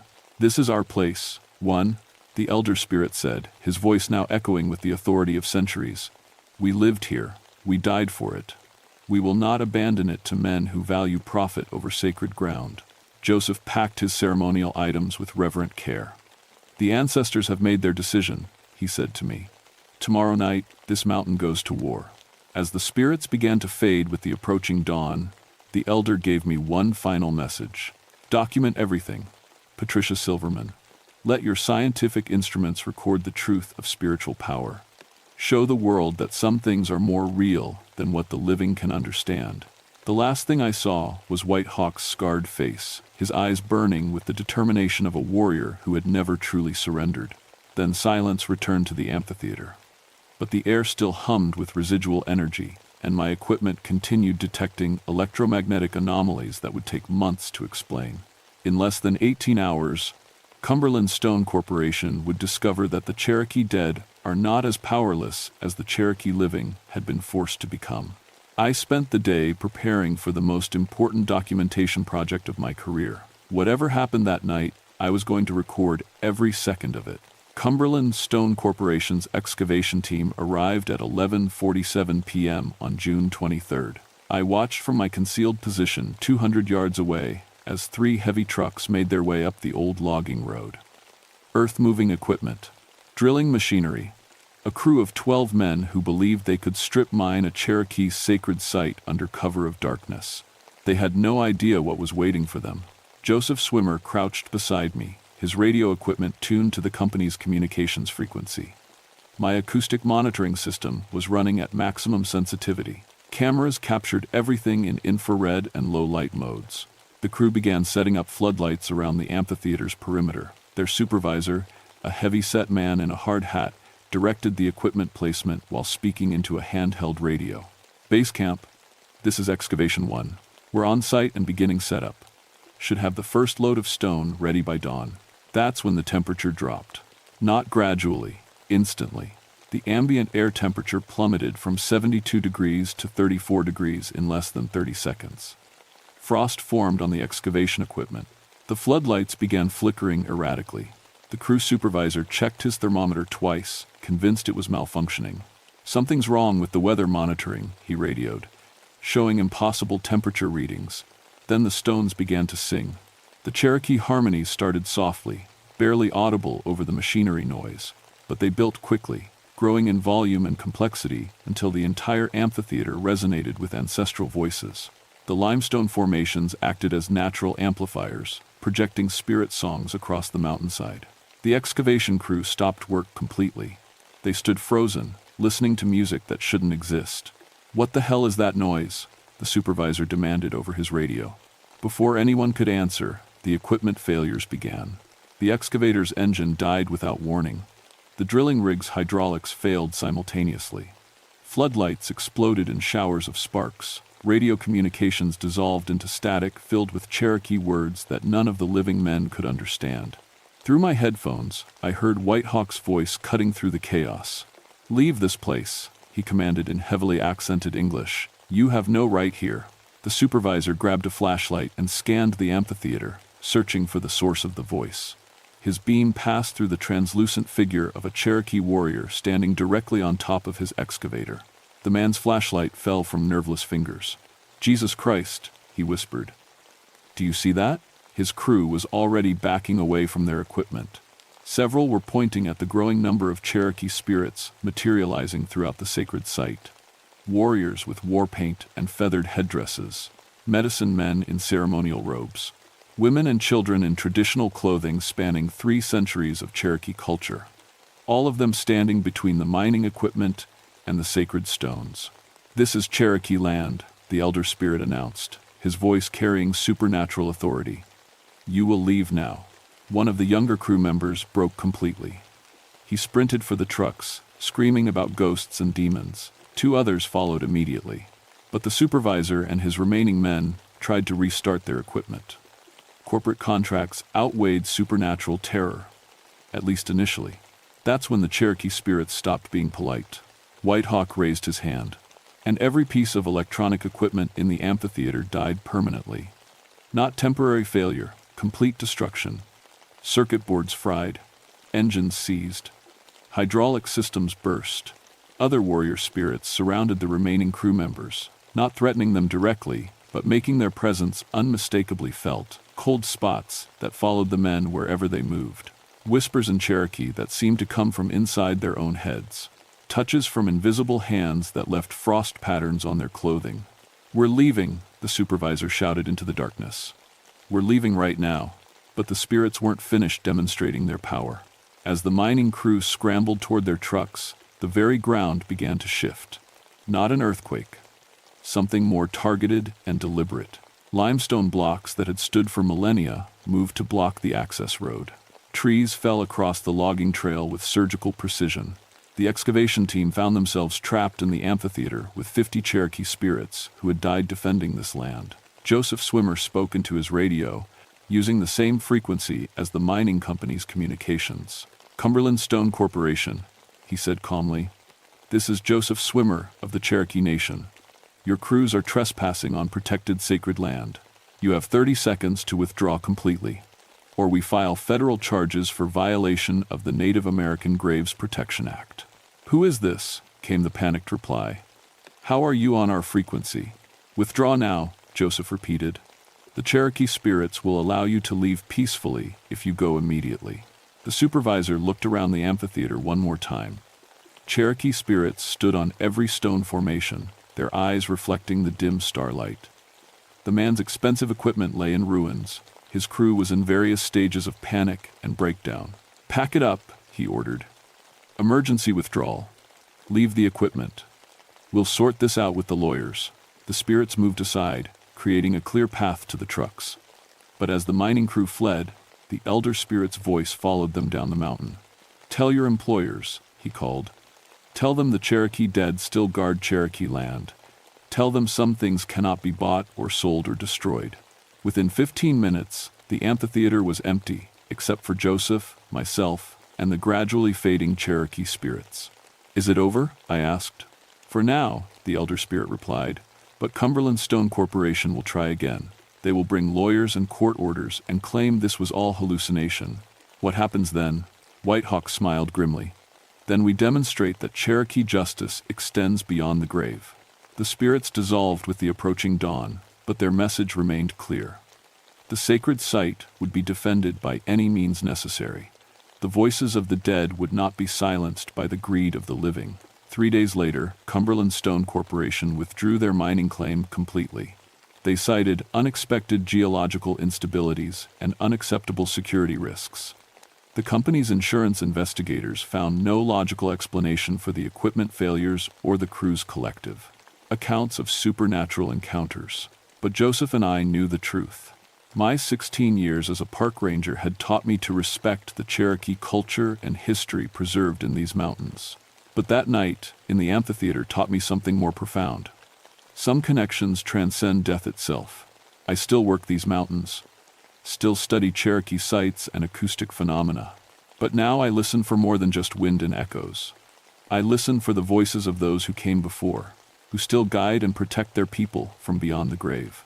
The stones still sing at the summer solstice. Cherokee ancestors still speak to those willing to hear them, and sacred places remain sacred, protected by guardians who will never rest until their people are truly safe. The Cumberland Stone Corporation incident became legend among the Cherokee, but for those of us who were there, it was something more important than legend. It was proof that love of land and people can survive anything, even death itself. Every June, I return to the amphitheater for the solstice. I set up my equipment and listen to the voices of the Envanahi. They share their wisdom, their warnings, their hope for the future. And sometimes, late at night when the stones sing loudest, I hear new voices joining the ancestral choir. Cherokee who have passed in recent years, adding their protection to the eternal watch over sacred ground. The circle remains unbroken, the guardians remain vigilant, and the stones still remember everything,